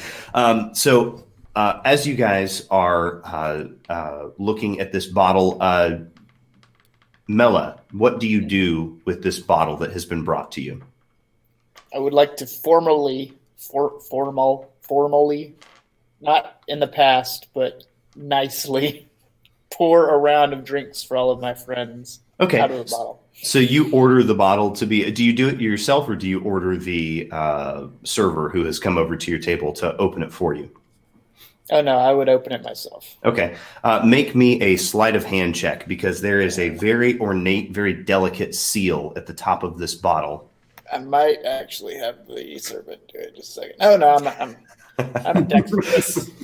I am dexterous. All right. Here we go. 15. 15. So you pop the top on this bottle after carefully and ceremoniously unwrapping it and everything. And just as you pop the top off, you see Atlas come charging up to the table. And shortly, right on her heels, there are a couple of servants of the Last Blossom Tea House, servers. And they bow deeply to you, and they say, "We apologize for the disturbance. We were unable to detain her." And you see them kind of what's that? she running? She's at a run? She has run all the way up to the table and has made it up to you guys. That stands up. Okay. Thack jumps up and she looks at you, Tashash, and she says, "Please, brother, you must come quickly. Our people are in grave danger. There is something unnatural that stirs in the swamps at the edges of our camp. Please, you must come." Yes. I turn to Mela and I say, "I am sorry.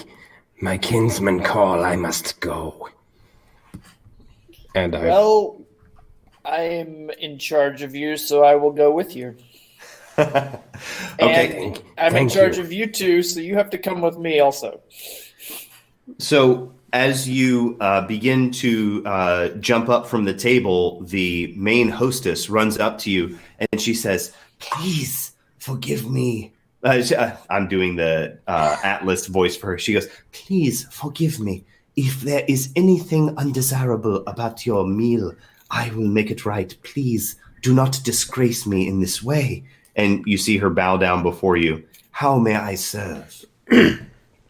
And Harcourt stands up and, just a little bit loudly, but not so much that it's obviously theatrical, says, "My lady, this has been the finest meal that I have ever had. I've traveled the world. This is the pinnacle of my experience. How can I thank you? But I must take my leave for a moment first." And she bows deeply to you and thanks and turns to you, Mela, and says, "How may I serve you?" Well, maybe you can keep our table warm. We may return after a quick little jaunt out to the swamps. "To the swamps? This is very far. Will you require the use of one of our caravans?" And she offers you basically a palanquin that is the property of the Last Blossom Tea House to ferry you around the city if you need to leave the institution and come back. Faster than walking? You know that what she's offering you is something that can seat up to 6 people and is drawn by 2 horses. That's not a palanquin. What's a palanquin? I forgot. That's the thing that people carry on their shoulders. People, yeah. No, not that. Not a palanquin. A carriage. She offers you a carriage. Yeah, my apologies. I know words. I know what things are. Take that. Okay. So as you guys run down to the base of the stairwell and you step out onto the street, you see a beautifully lacquered carriage with 2 glossy black horses and a half-elf who is wearing silk robes who looks at you expectantly and says, "Where may I bring you to? I understand we are under a bit of a rush." For the record, as we fled quickly, Harcourt grabbed the bottle and the cork, shoved the cork in, and stashed the bottle. Okay, in his make me jacket. a sleight of hand check. Okay. 27. Wow. Are you kidding? Such a number. Such a number. That's good. That's good that you rolled high on that. Well, good and bad. So you snatch the bottle and manage to stash it in your belongings, and you are quite confident that no one saw you do this. So as you guys all jump into the palanquin, into the carriage, say what? Is there like they can get in the carriage if they want, but like, is there like a thing you can stand on that's outside the carriage? There is. Not- There is both a platform Yeah, there's both a platform on the back that you could stand on, or if you wanted, you could get on top. It is a hard top carriage. It I'm is not not gonna a get on canvas top, but I'll On the stand back. on the running board either on the back or on the side by the door. Sure, there's one Where on the is- side. Where What's is Atlas sitting? Atlas jumps inside next to you if you get inside. Where do you sit? I'm gonna get on top. You're okay. So Tashash jumps on top. Atlas clambers up there with you. Harcourt, do you take the seat of honor inside? Of course. Okay. All right. Mela, do you also get inside, or do you get up on top in the front with the driver? I get inside, but I'm kind of like looking, keeping an eye on everyone else. Okay. So the driver cracks the whip. And he says, "Where shall I take you?" I look to Atlas. Atlas gives him instructions and says, "To the lizard folk encampment, to the north gate, nearest to the wetlands."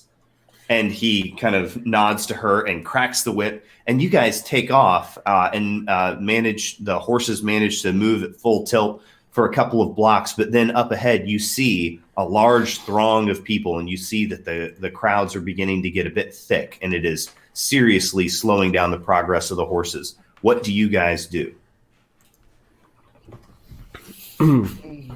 I'll look to Atlas and I guess I'm just kind of deferring to Atlas. Like, Harcourt is completely apathetic. Do we need to move faster? Do we need to get out of here? So you see Atlas is wringing her hands with great worry, and she says, "Time is of the essence. We must make better time." And you see her begin to wail and cry, and she starts shouting out for people to move. Are they moving? You see a couple of people get out of the way, but her voice just isn't really carrying very far. And so by the time they get on top of people, she's having to shout at a new crowd of people to move out of the way. Okay, so Thak got his instrument out when he got onto the carriage. Mm-hmm. And he's going to use the magical controls on it to just turn it up all the way. All the way. Okay. Well, maybe not all the way. Okay. Maybe not all the way. But he's going to turn it up enough so that people, even at the back of the crowd, will be able to hear it. And he's just gonna make a whole bunch of random noise with it just to get a bunch of people's attention. Okay. Make me a performance check. 26. Wow. That's a natural 20. Okay, so with a natural 20, you begin cranking and blaring this music, and you start playing the most strident, discordant kind of music you can, and it puts people into a mild panic. Nothing so terrible that the city falls back into utter chaos, but you see people begin diving out of the way, screaming and running, and suddenly the boulevard parts open like the Red Sea, and the carriage just goes shooting and flying up the main thoroughfare of the city. And you see the half-elf turn and kind of look at you and give you a kind of nice kind of face. And he says, "I will take the fastest way now that I know I can get these people out." And so he goes charging up the main thoroughfare at full breakneck speed, kind of dog legs a little bit over. And he pulls up to the edge of the city and says, "I cannot take you any further, but if you go only 1 block this way, the main gate shall be over here." And you see that there's a series of steps leading up towards a gate. And you see 2 large red posts with a large red cross beam. And outside of it, beyond it, you see grass and woods and whatnot. Yes, thank you. You see Thank Atlas. you very much. You see I will Atlas. follow you, sister. He says, he turns to Atlas, and you see Atlas leap off of the cart and begin sprinting up the stairs towards the gateway. I'll follow her. I follow him.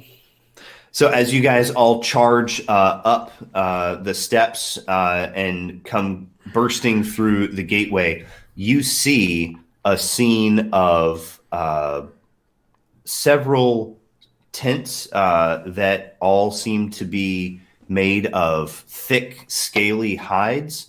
You see some small items that are hung up to wash. And you see a lizard folk who is old and slightly grizzled. And he comes running up to you and plants a staff in the ground before you and says, "I am the warden of this camp. State your business to me." Hail, Warden. What is the trouble here? Atlas. I have heard there is trouble. Atlas, who is this? And she says, Warden, please. This one is a brother of ours. He is a ranger and a good man. He has come to help us and his friends. And you see the warden turn and kind of look over all of the rest of you and says, indeed, we have need of your strength. There are unnatural things that are arising from the swamps. Come with me. And he leads you all over to a kind of a palisade, a set of wooden spikes and posts that have been placed in the ground. And on the other side of it, you see several very, very large creatures that you recognize should look like crocodiles, but instead their skin seems to be a kind of a pale, sickly white with black blotches all over it. And you see them kind of mindlessly throwing themselves at the palisades. And you see one of them rising up, almost about to come over it. And you see a lizard folk take a spear and stab it into the creature. And you see the creature kind of fling and writhe. And you see the lizard folk holding onto the spear, kind of instinctively grips it too hard and gets yanked and pulled over the palisade into the wetlands with these creatures, and you hear screams. What do you do? I'm go right in. Okay, everybody, swords drawn. Roll for initiative. Gonna try to save that guy. It's actually going to say right on your sheet near the top, initiative. +5. Woo, Okay, so roll a d20 and add 5 to that. Oh, +2. 12 for me, Josh. Also 12. Oh, Okay, so who's got the higher dexterity? I got 11. Okay. Mine is 20. You have 20 dexterity? Yeah. I have 14. Okay. And then Tashash, what was your number? I got 5. 5. Okay. Mela, you see this individual get kind of yanked and flung over the palisade into the swamp area, and you hear his screams. You see around you that there are 2 or 3 lizard folk with spears trying to stab at these large creatures that seem to be trying to come over the palisade. What do you do? Is it... So you're saying these creatures are weird. Are they like clearly evil, or is what's going on here as far So as make me a nature check or an arcana check. which one is better? Arcana +0, nature +0. Okay. Probably nature. They're both a 0 for me, so That's okay. Just your intuitive sense is that these are creatures, so probably a nature check would be the kind of catch-all good check to make. okay. 15. 15. You recognize creatures that are native to the wetlands that spread for probably about maybe 20 acres outside of the north side of the city. These crocodiles typically... The wetlands, not the creatures. The creatures do not accept. But these creatures are native to it. They typically stay in the deeper channels of the wetlands, at least a half mile, if not a mile out. These are a kind of okay, so let me walk that back. This is a large, sprawling area of wetlands, right? But there's a certain stretch of it really close to the city. Typically, that's where little creatures like little, river rats and things like that are. These creatures are way too close. They should not be here, and they do not look right. They obviously have something profoundly wrong with them. They should not be white as a base color, and they certainly should not be covered in these weird black, kind of pustule, bulbous-looking growths, right? Okay.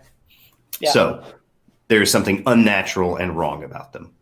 And you said that the lizard guy was pulled into the middle. Is it like the middle of uncountable numbers of these whitish, crocodile-ish things? Or 3 of them, Nope. right? You see 3 of them. 3, okay. Yep. I would like to just book straight towards anyone that seems to be most threatening towards that lizard folk. And So are you going to try to leap over the palisade or climb Yeah. over it? Okay. In that case, Leap. make me an acrobatics check. good. +8. Oh, I think that's a 9. Is the 6 underlined or the 9 and what? The Right next underline to is it. the Mine's bottom. bottom. There is no underline. It's either a 6 or a 9. What kind of dice do you have? I don't know. You can't tell the difference between the 6 and the 9. Is there I a can't. dot? Right next to it is another one, and it is the same glyph. Is there No, a it's dot? not. There is not a dot. I can show What's you. the Can you number see on the it? opposite side of the die? I can't see On your the screen. opposite side? Hmm. Opposite. It's next to a 19. Let's see. The Well, opposite. So the two Is opposite sides 12. should. There you go. That's the 9. Yeah. Okay. Sure. So 9 + 8, 17. 17. You take a running leap and you go flying over the palisade and you land.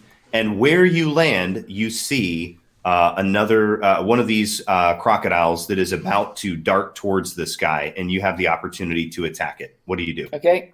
I will attack it with my shillelagh. Okay, do so with great luster. So to do this, Sparkle. hit/DC is +8. Do I just roll a? You're going to roll 20. D20 to attack. Okay. And is it +8? It'll say on your and under like actions if you're looking Yeah. at D&D Beyond. Is it the DC? Yeah, it says hit/DC plus something. Yeah, +8.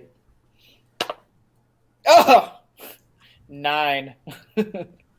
Sadly, that does not hit this creature, and you see it kind of reel away from you and kind of give you a deep guttural hissing, and opens its mouth at you. Thak, thunderer of instruments, what do you do? Thak is not going over the palisade. Thak wishes to jump up onto it. Okay. Is there a place where one could stand on top of it, like where the lizard guy with the spear was? Yes, there is a position. There is what looks to be a large post coming out at 90 degrees from one of the main support pillars of the palisade, and it looks to be designed to be stood on and leaned against so that you can kind of jab down at whatever is attacking on the other side. I Bruce Springsteen the instrument behind my back and climb up there. Okay. And then I Bruce Springsteen it back in front of me. And Thak is going to take an action, and then he's also going to take a bonus action. Which would you like first? It's up to you. Use your choice. So here's the bonus action is going to be he's going to do a bardic inspiration, which he's going to find where Gravy is. Where's my man Gravy? I'm headed up. So you're on your way up over this wall. And I'm going over the wall on my turn. All right. Yeah, so I like direct this song at you. And it goes like this. It goes, break their faces, you should break their faces, you should break their faces, you should break their faces, break their faces, you should break their faces, break their faces off. Nice. Break And that gives you bardic inspiration, which is you get a d6 that you can, for the next 10 minutes, one time, you can roll Expend. a d6 and to expend. You can use up this bardic inspiration die to add it to one ability check, attack roll, or saving throw. All right. So when Got you it. go to attack it, you can roll a d6 and add that to your attack roll, for instance. And that's a bonus action. And You then can also add that to your damage, I believe, right? nope, that is a special An ability, ability that I don't check. have yet. You Gotcha. can't add it to damage. Okay. That's But later. ability check, attack roll, or saving throw. Okay. And then for my action, I'm going to. Where is it? Here we go. gotta look at my chord sheet. I'm gonna turn and face these creatures, and this is Thax Cantrip Vicious Mockery, which I have to roll for. Oh no, wait, I don't have to roll. They have to roll. So I'm gonna do it, and then I'll tell you what they have to roll to defend against it. Excellent. Look at yourself, you're worthless garbage. Why do you even bother taking up space? Look at yourself, you're nothing but trash. You better run away before we'll break your face. Something profoundly insecure stirs in their small lizard brains. And they have to make I'm targeting the one that my ally has already attacked once. Okay. So the one that Mela has tried to hit, this is directed at that one. And it has to make a wisdom saving.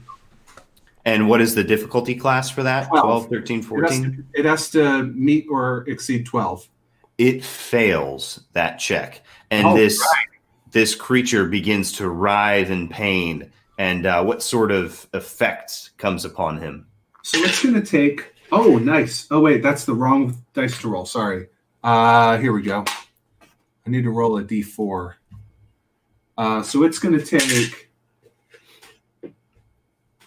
4 hit points of damage. Okay. And in addition to that, until its next turn, it has disadvantage on the next attack roll that it makes until its next turn. Or until like the end of its next turn. Okay. So if it can make 2 attacks, it's only disadvantage on the first one. And if it doesn't attack next turn, this doesn't qualify for the turn after that. But the next time it tries to attack, if it attacks the next turn, it's got disadvantage. It's depressed. Okay. I call it garbage. Okay. All righty. Real quick, my dice does have an underline, but it's really tiny, and the dice also has all these little flecks of color in it that made it hard to see. I don't know. It sounds Especially like that in a dice really was dark lysine. room. Sounds like that dice was Licey lysine. dice. Yeah. Lousy dice. Get it? Nice. Harcourt Fenton Mudd. Your two of your compatriots have already two of them have already one of them has leapt across the palisade. One of them stands upon the high parts and is blasting arcane energies down into the fracas. How does Harcourt enter the fray? Is Harcourt is Harcourt able to go through the palisades? I don't know how far apart they're spaced. Make me a perception check and see if you can spot an appropriate aperture through which you might weasel your way. Weasel your way. Why are you saying it like that? Why am I saying it what way? 7. 7. You're looking around and you do not spot an opening big enough that you feel confident you'd be able to get through. But no problem. You do still have your turn before you. Yeah. I want to basically attempt to scale the palisade and flip over it, grab onto the top bit, flip over, and land right near Dave's character, who I forgot his name. Tashash. And try to land near Tashash. You may do so. Make me a... You know what? I believe that because of the particular nature of your character and the things that you have abilities to do, I'm being cryptic because that's your business to reveal. Yep. You are able to just kind of scamper up. I'm not even going to make you make a check. You're able to scamper up the elements of the palisade and leap over. Do you want to leap right next to one of these creatures? No, I want to leap right next to Tashash. Okay, so you leap next to Tashash. Sorry, so quickly. Tashash has not yet gone. So do you want to hold your action until after Tashash goes? Let me remember how... Hold on. I almost remember holding action. Okay, so movement is not action. Your turn. Do you want to hold your turn until after Tashash goes so that you can follow his lead? I'll basically knock you down in the order of combat. Sure. What I want to do is use a bonus action because I can, if he's within 5 feet of the bad guys, which he is, right? Not yet. Tashash has not yet entered the fray. So if you want to do something specifically Sorry, who for entered him, the fray? Mela and Mela. Thak. Mela. I'm sorry. I wanted to go land near Mela. Okay, that's fine. You can do that. Okay. Thak is not in the fray. Thak is up on top of the wall. Yes. So is my action getting to Mela? No, your movement will be getting Got up to him, and then you can take your standard action and your bonus action. Great. Sounds good.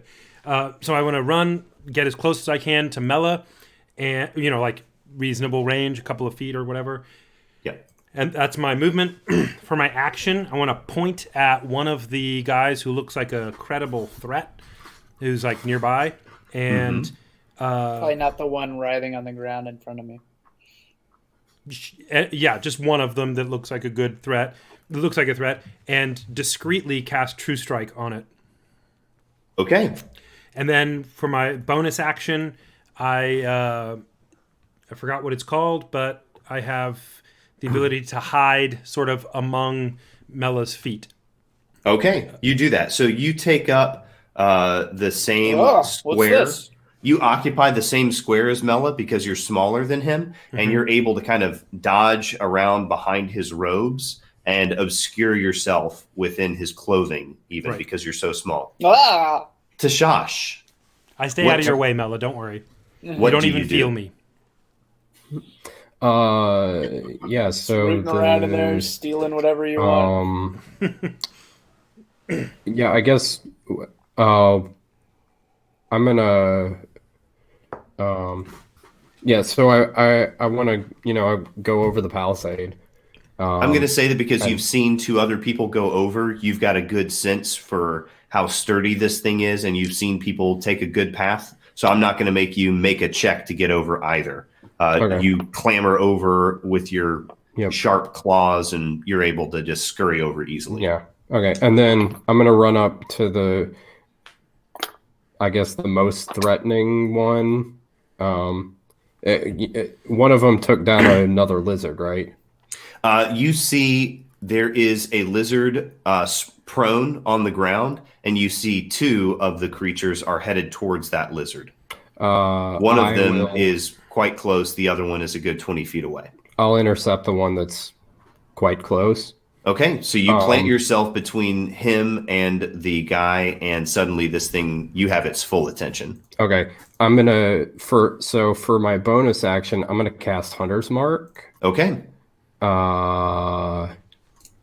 And that gives me it'll last up to an hour, and I choose a creature I can see and mark it as my quarry, and until the spell ends, I deal an extra 1d6 damage to the target whenever I hit it with a weapon attack. Ooh. And I have some advantages for various checks against it.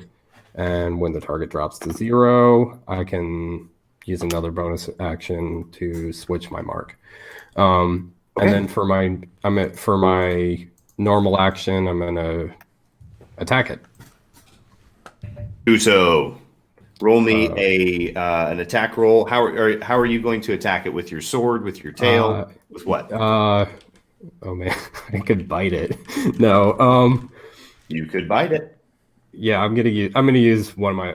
I'm gonna use a sword. Okay. Roll to attack. Let's see. Do I have?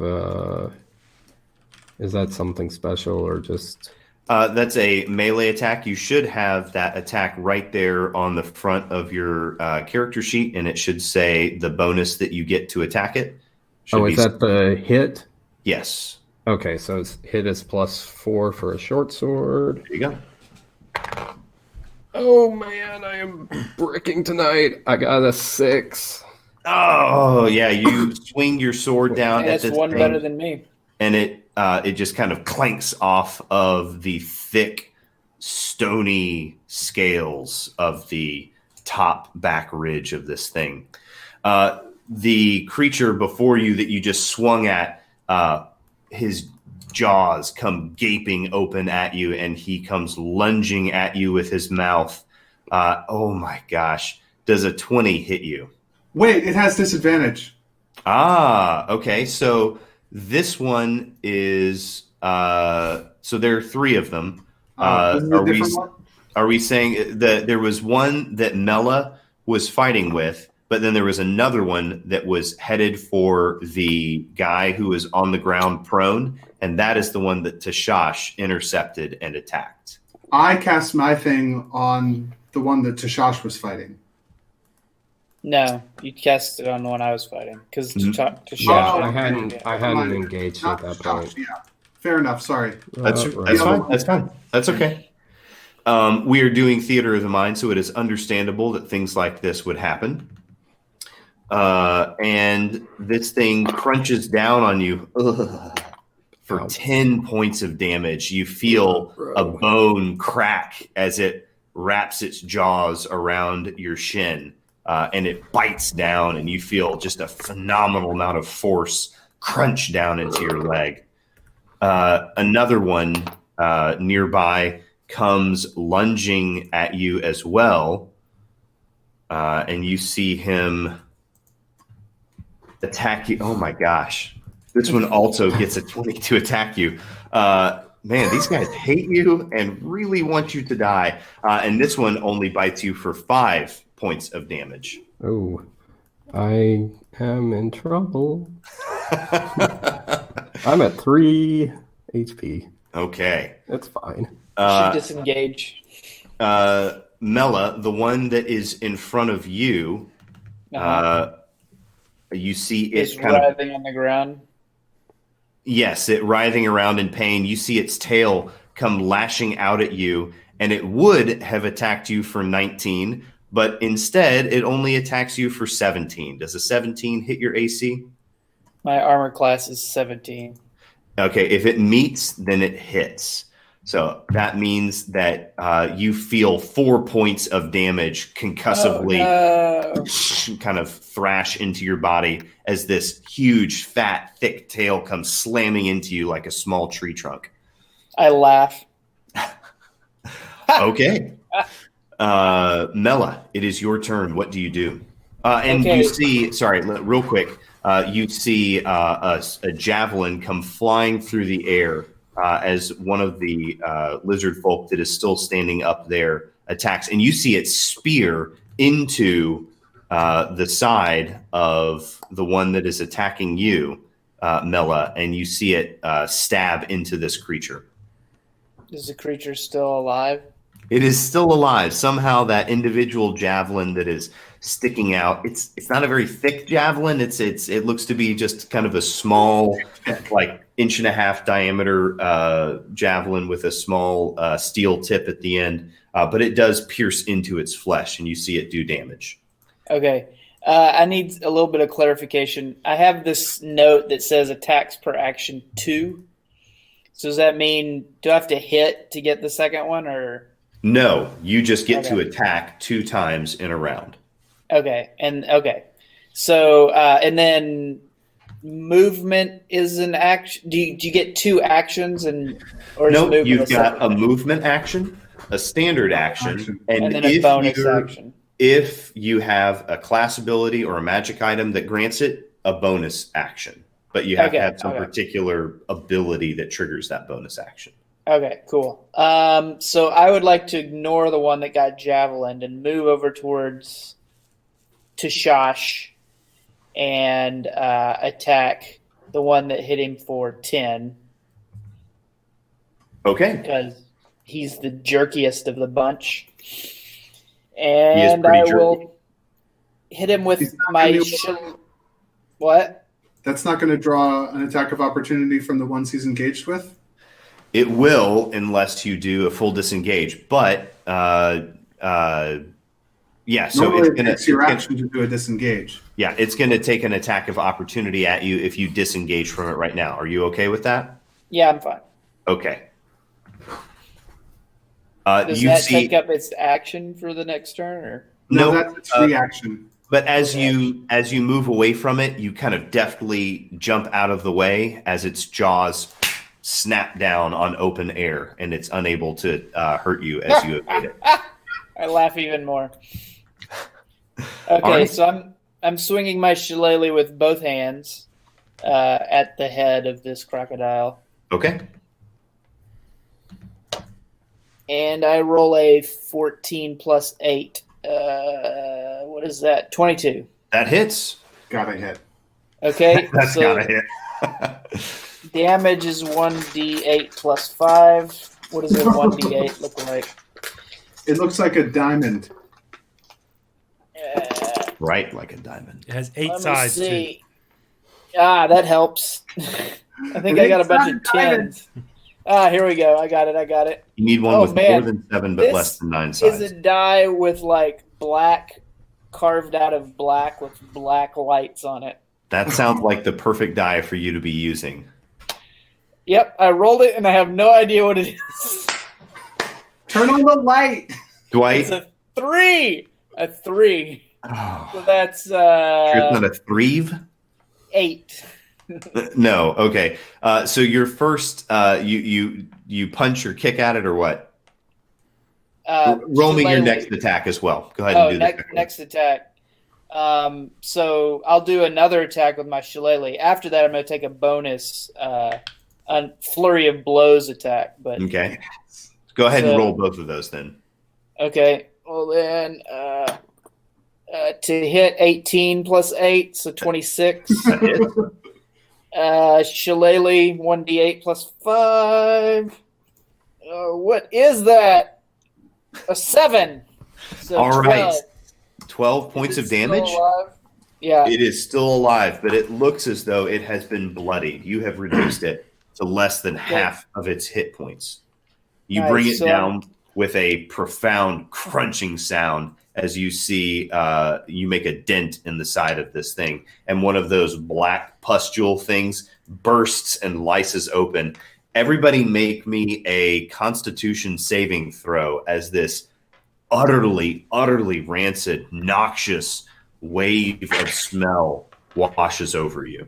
How am I close enough to be in the area of effect? No, actually, you know what? I'm just going to say Mela. Just Mela. You alone make this check. Okay. That's a 20. Okay, so you...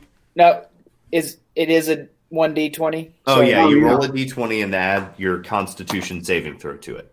Okay, 10. 10 total? 10 total. You vomit onto the ground at the smell of this, and you are sickened to your stomach. You're going to be at disadvantage for the next attack that you make.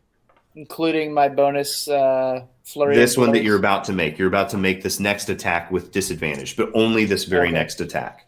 So I need to get another d20 out. Mm-hmm. Is this a d20? No, that's a d whatever down one is. Folks, this has been Dwight hunting for dice. Yeah, I have a pound of dice. You're about to get executive ordered to turn on the lights in your room, or another crocodile that's bigger than all 3 of the other ones is going to come and eat you and swallow you whole. How come I have so many d12? They look like d20. Are you eating chips or are you playing D&D here? I'm looking at a pound of dice for a d20. I'm just going to pour them all out. Dwight, you can just roll the same d20 twice.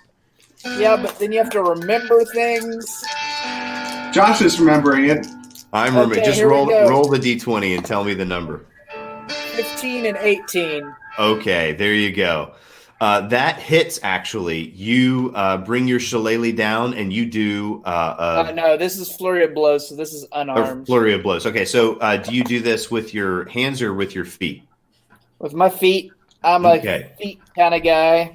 All right. Like Quentin Tarantino. Nice. I don't know what that means. Blessed are you. Blessed are you who are unfamiliar with Quentin Tarantino and his ways with feet. So I kick him right in the eyeball. Sure. So I roll a d6. You give him a solid boot to the head. Yep. I spent a key point for this. So okay. And I do 2 of these also. 5, so 10 damage. 10, nice. And you've got another one of these that you get to do? Yep.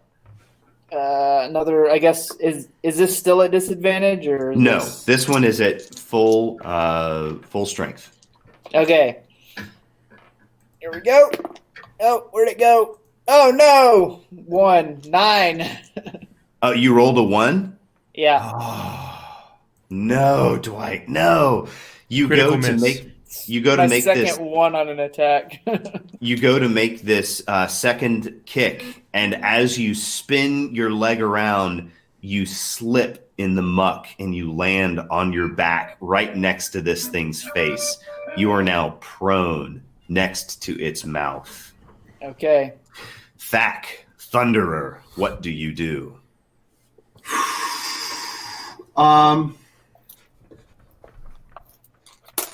So,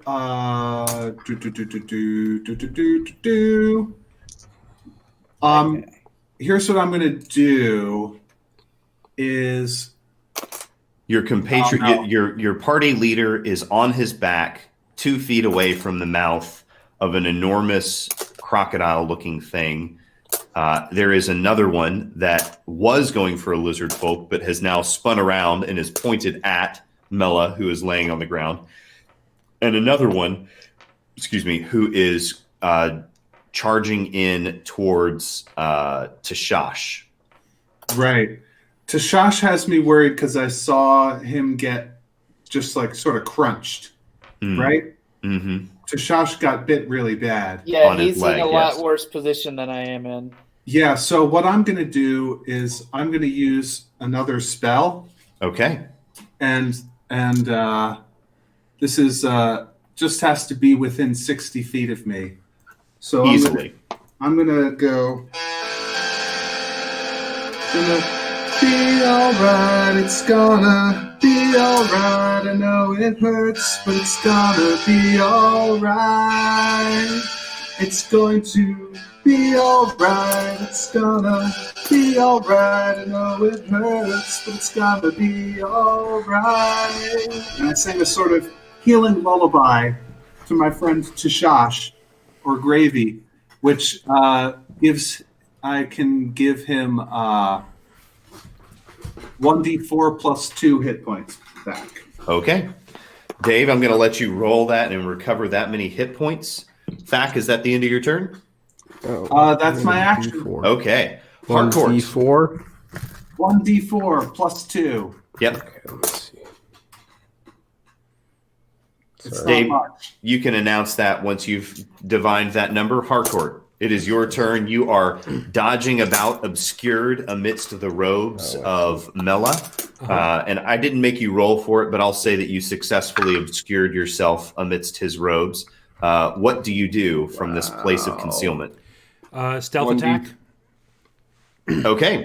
So you're going to And- stealth attack this creature that is engaged with you and Mela and Tashash. Okay. I don't roll. know which. I don't know which of the three. I didn't distinguish which one of them I pointed to, but you can pick which one I am attacking. Which it was the same one I true striked. Cast the true strike on. Yes, Which that gives me would be advantage. that would be this same one. Okay. He's also, by the way, the one that you guys have all been ganging up on. He's the one that you've done the most damage to. Great. I am ready. So let's Okay. see. I have advantage on my first attack roll. That means not the to hit, but the damage if I do it.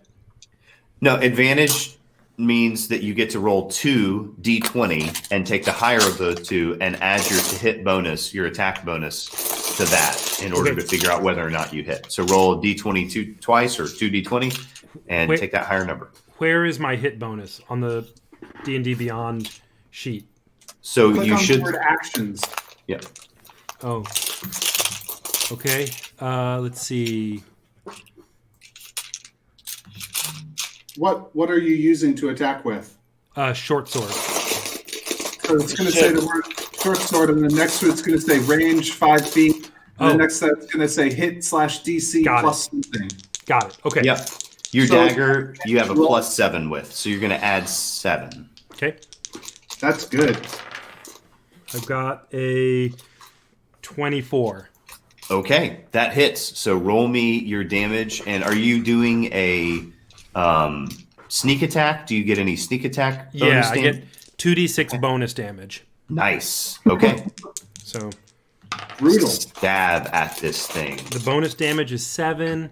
The base damage is 7, so 14. 14 total damage.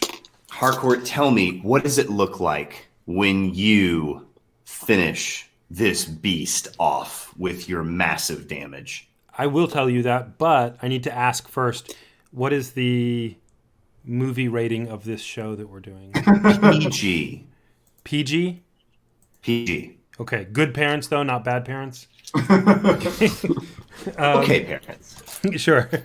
So yeah, Harcourt has been hiding in among the action.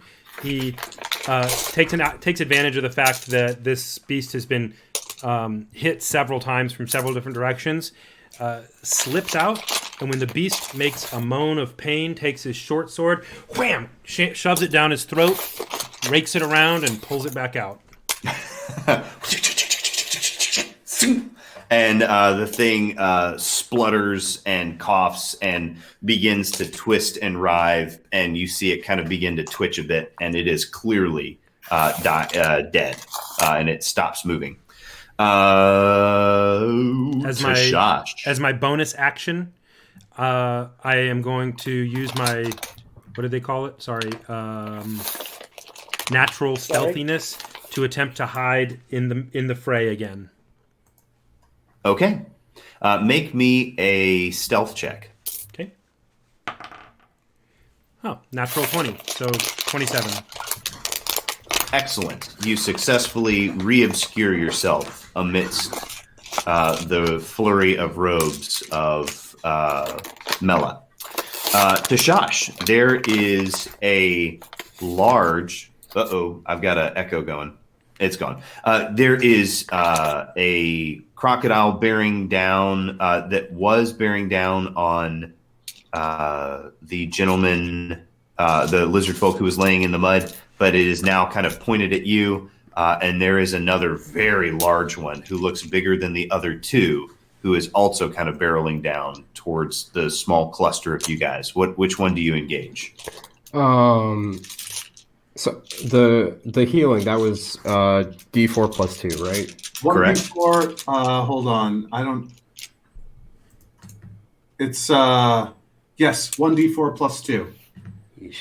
I'm rolling terrible tonight. I got a 1. So I recovered 3 hit points. I'm back up to 6. All right. Hey, I every wanna point hide. helps. Yep. So the one that I marked on is dead now. So you can switch it. Don't you have an Yeah. option to bonus action to switch it? Yeah. I think what I'm gonna could I maybe I'll switch to the big one. Okay. And then for my as my bonus action, and then for my normal action, can I grab the wounded lizard man and try and kind of pull him away? Maybe pull him over toward the palace, toward the wall. You can use your action to grab him and move him, but you couldn't move and attack and move him. If you wanted to use your action to get him out of the fight, I'll say that you are... What's your strength? Strength is 11. 11. But I have... oh, wait. No, that's saving throws. Never mind. I'm going to say if you make a successful athletics check, you can just grab this guy and hurl him out of the way, not into impaling him into the spikes of the palisade, but you can push him up out of the way. Okay. Athletics check. Good grief. Did you roll a 1? I rolled a 2. I got a 4. Okay. Oh, man.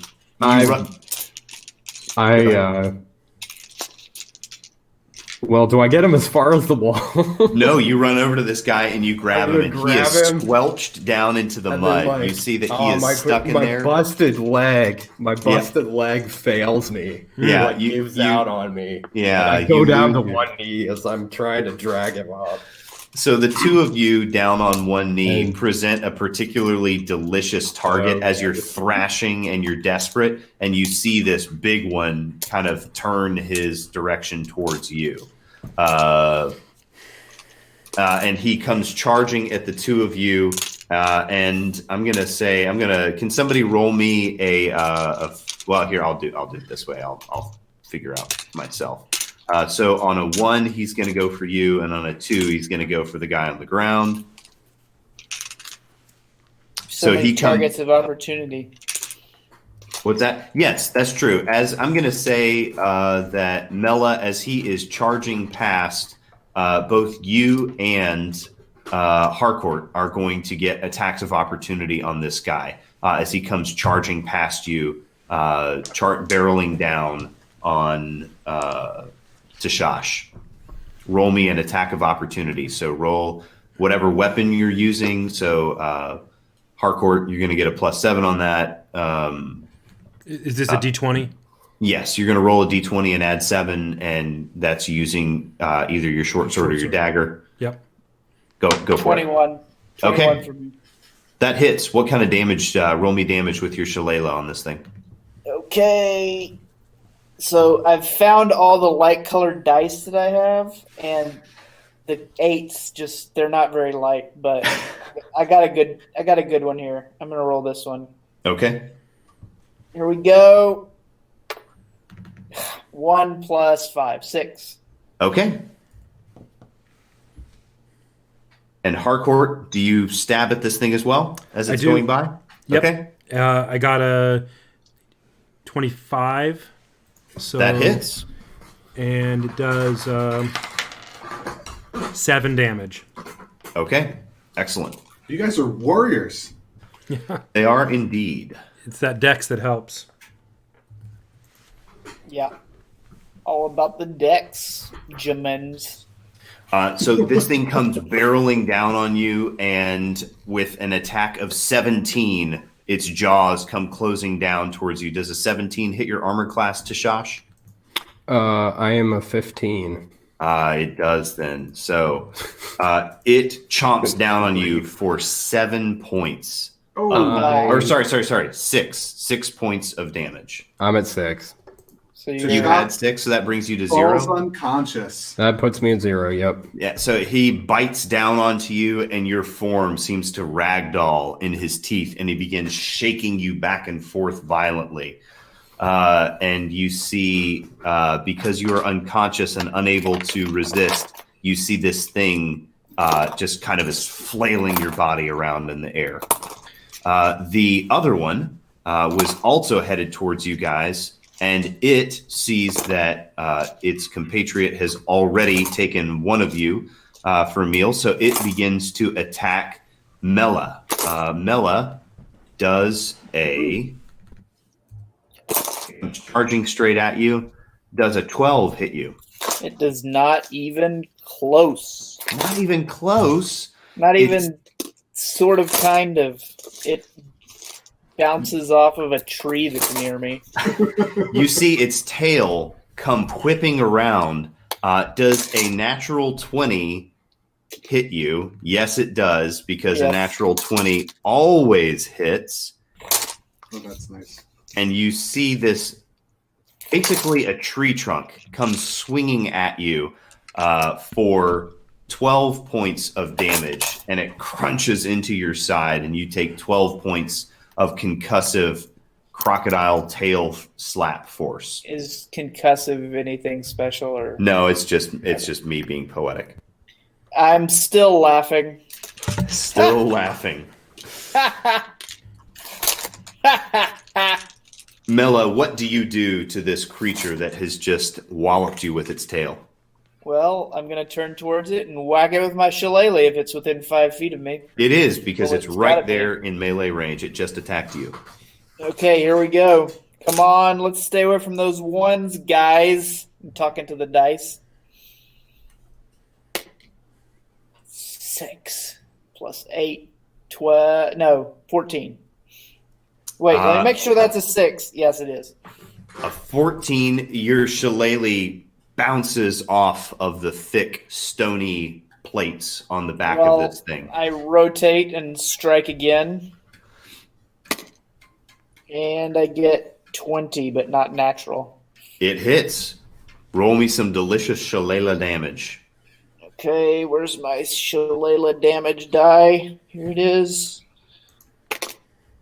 4 plus 5 is 9. 9 damage. Give me just 1 second. Let me check something. If he's still alive, I'm going to flurry of blows him. You said 9 damage? Yeah. Okay. You see another massive blob of this black kind of pustule kind of looking growth burst open, and that same smell washes over you. Make me another Constitution saving throw. Okay. As this Come on, wave baby. of smell washes over you. What is that? A 13 plus 2, 15. That just you fight it. You just steel your nerves, and you try to draw from inner strength, and you feel your stomach just involuntarily convulse, and you retch again. You begin to dry heave, and you're going to be on disadvantage for this very next attack. Okay. I'll pull out 2 of my lightly colored attack die and roll them. 14, and that one's in the shadows. 3 plus 8 is 11. Nope. No dice. Again, this thick hide repels your attacks. Is that the end of your turn? Nope, one more. I spent a key point I'm getting, but this one isn't a disadvantage, so here we go. Correct. 16 plus 8 is whatever that is. 24. Just barely misses. I'm just kidding.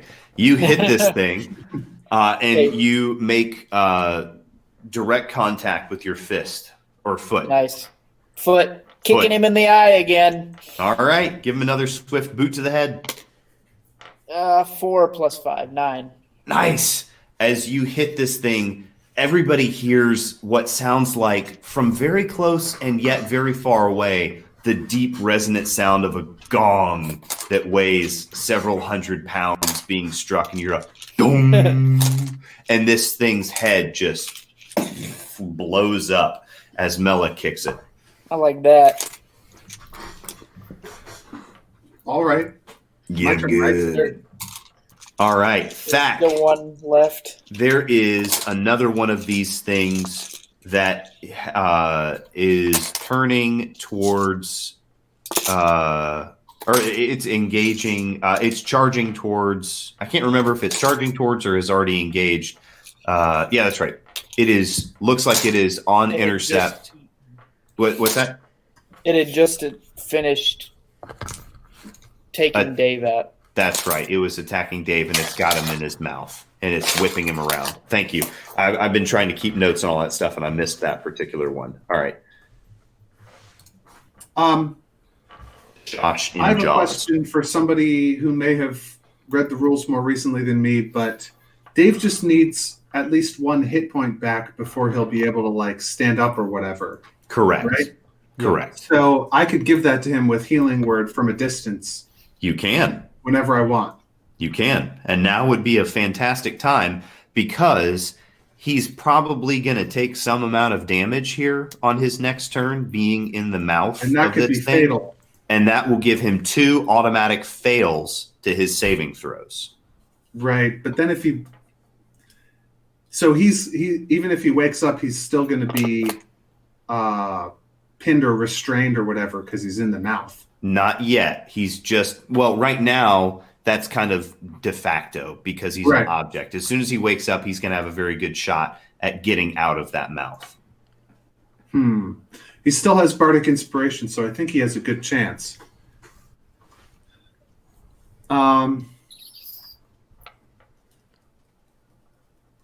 Yeah, okay. I'm gonna give him another Healing Word. Okay. To get him back from the jaws of death. But my patience for doing this spell over and over again is wearing thin. I didn't sign up to babysit.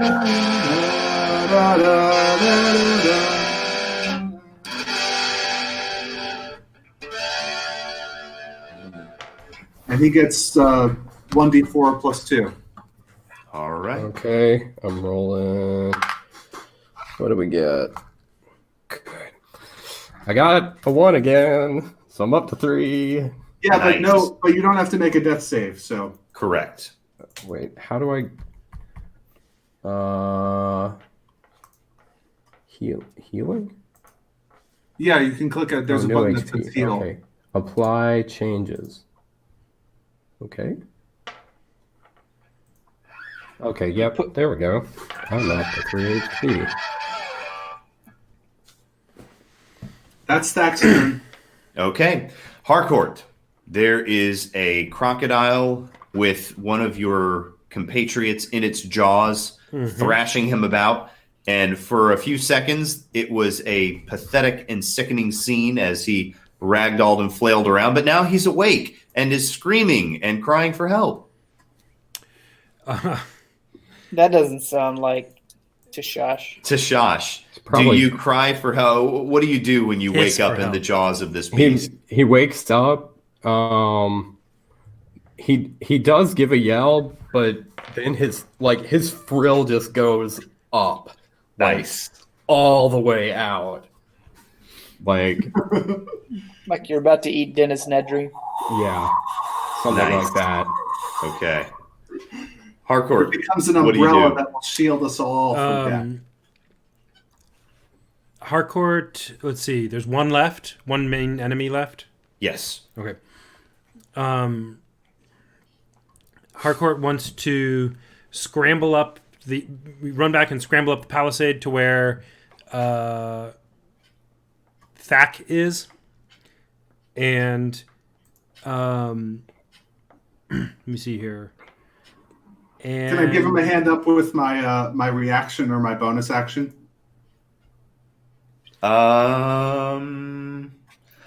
It is not your turn. Yeah, but my And- reaction.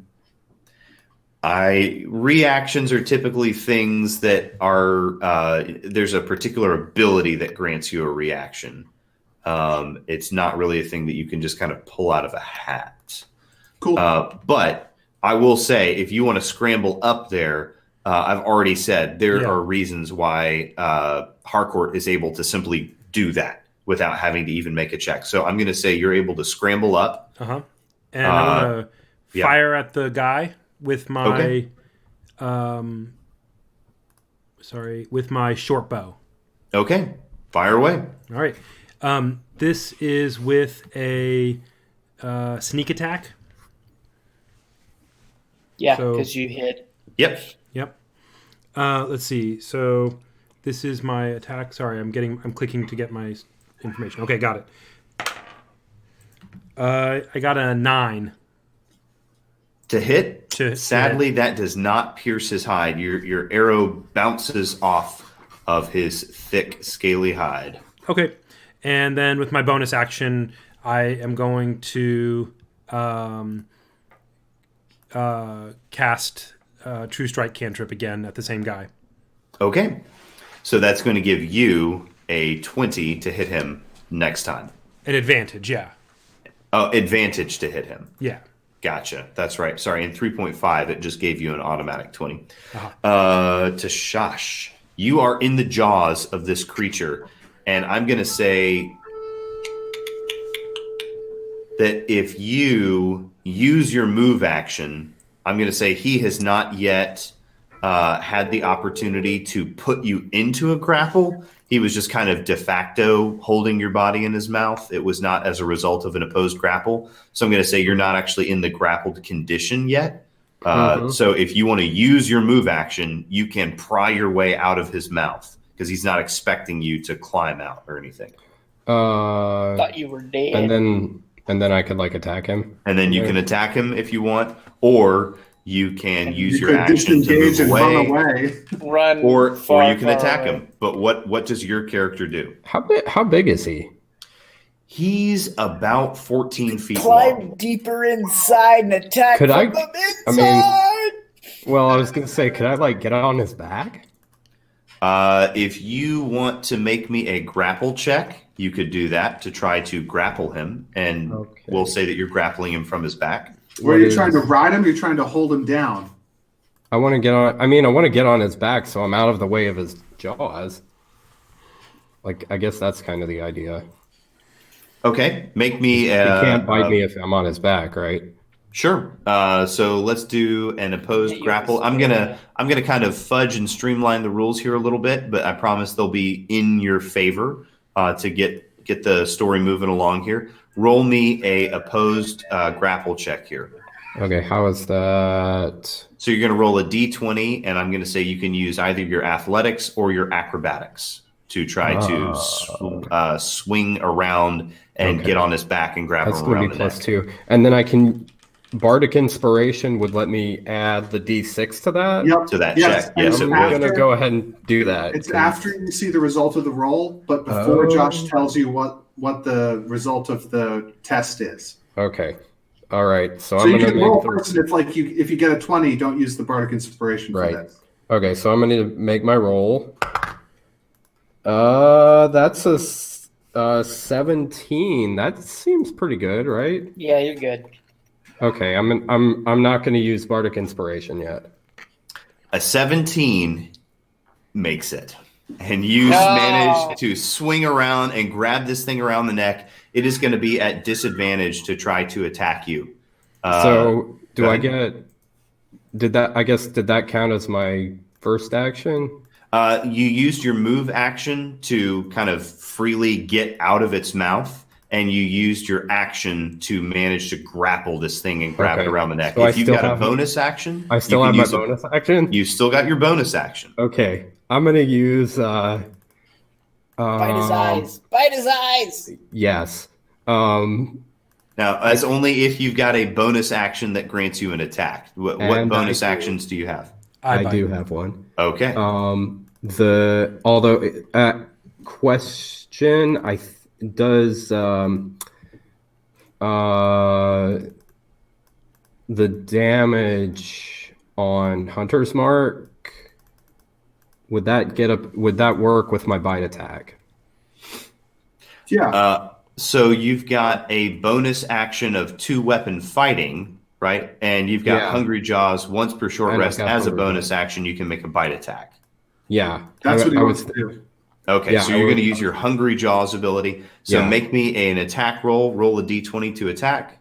okay. I've got And I would think he does get his Hunter's Mark because it's a regular attack that he gets. It's a bite attack. Now, okay. did you switch your Hunter's Mark over to this guy using Yes, a bonus I action did. already previously? Then you I get did. it. You got Okay. it. So, oh my gosh, are you kidding me? I got a 1. Oh no. You go to, Bite your tongue. You bite your tongue. you go to bite this guy in the face, and your tongue comes flipping out, and you bite your own tongue, and you take a single hit point of damage. No! He's only got like 3 hit points. I know, 2. and you I'm lose a down to third of 2. your hit points when you bite your tongue. Gosh, That is Yep. serious.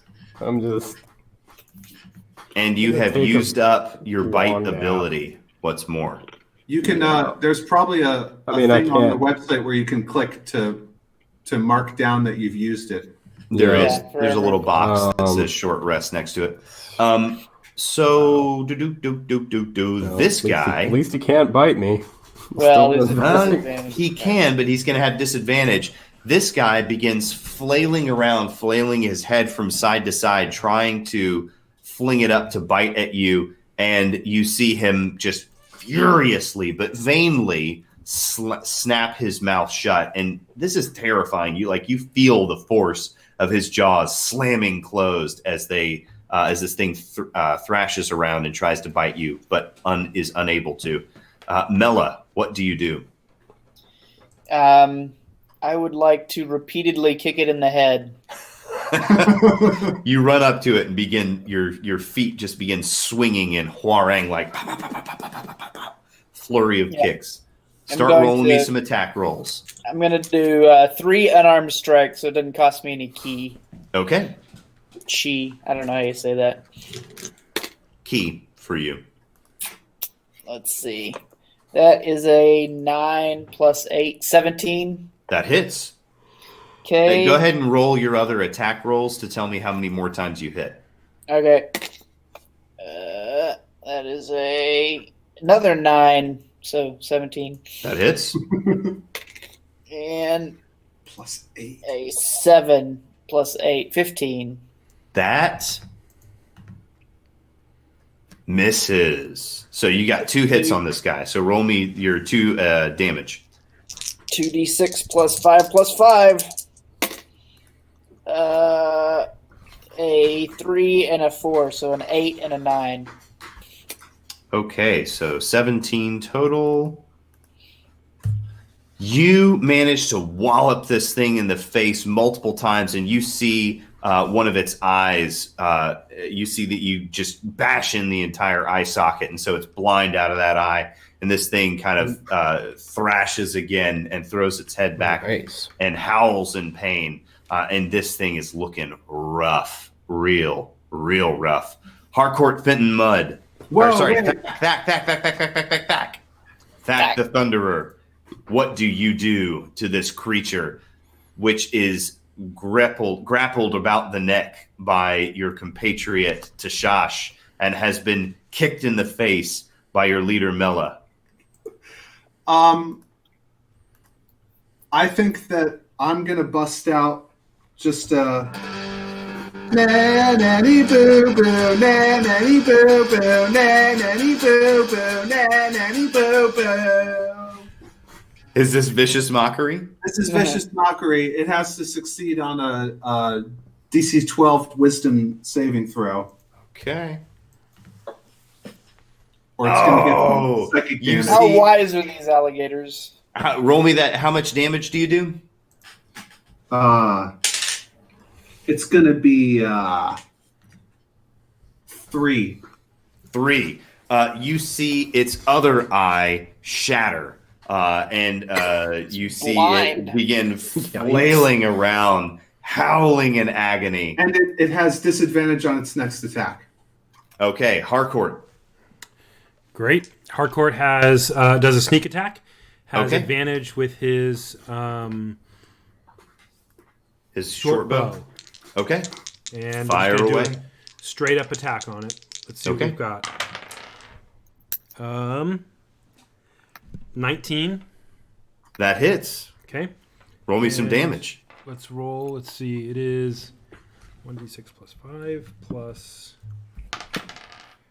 8 plus 7 is 15. Harcourt, a little trophy, a little gold trophy with the word finisher appears above it, floating in magical semi-reality. What does it look like as you finish off your second beast of the night? I slip 2 bolts into my 2 arrows into my bow, all Robin Hood style. Pull them back and shoot, and they both go into the eye sockets, scrambling what's inside So this thing, in a PG fills style. both that it fills both the sockets, and you see it flip all the way over, and just kind of it gives one last twitch, and it lies there, bloody and dead. And the other lizard folk who is on the ramparts with you flings himself at you and begins to embrace you and lifts you up into the air on his shoulder and begins chanting something in lizard folk language, which Tashash you know as a cry of victory and all hail the mighty warrior who has killed the beast. Fact pumps its fist. As the beast falls over, Tashash comes. Tashash, flies off its back and kind of stumbles over next to Harcourt, and he says, "That was a good shot." And then he collapses. And Harcourt says, "Well, we bugbears are a tough crowd." And that, gentlemen, is where we will end for tonight. ladies and gentlemen, I hope that you have enjoyed watching the gravy train slop up this massive amount of carnage. It has been a profound pleasure having all of you with us. We will see you next time. And remember, failure is beautiful too. Good night, everybody. Thanks for watching the Starfall Collective. We see you next Monday night at 8 p.m. Eastern Standard Time.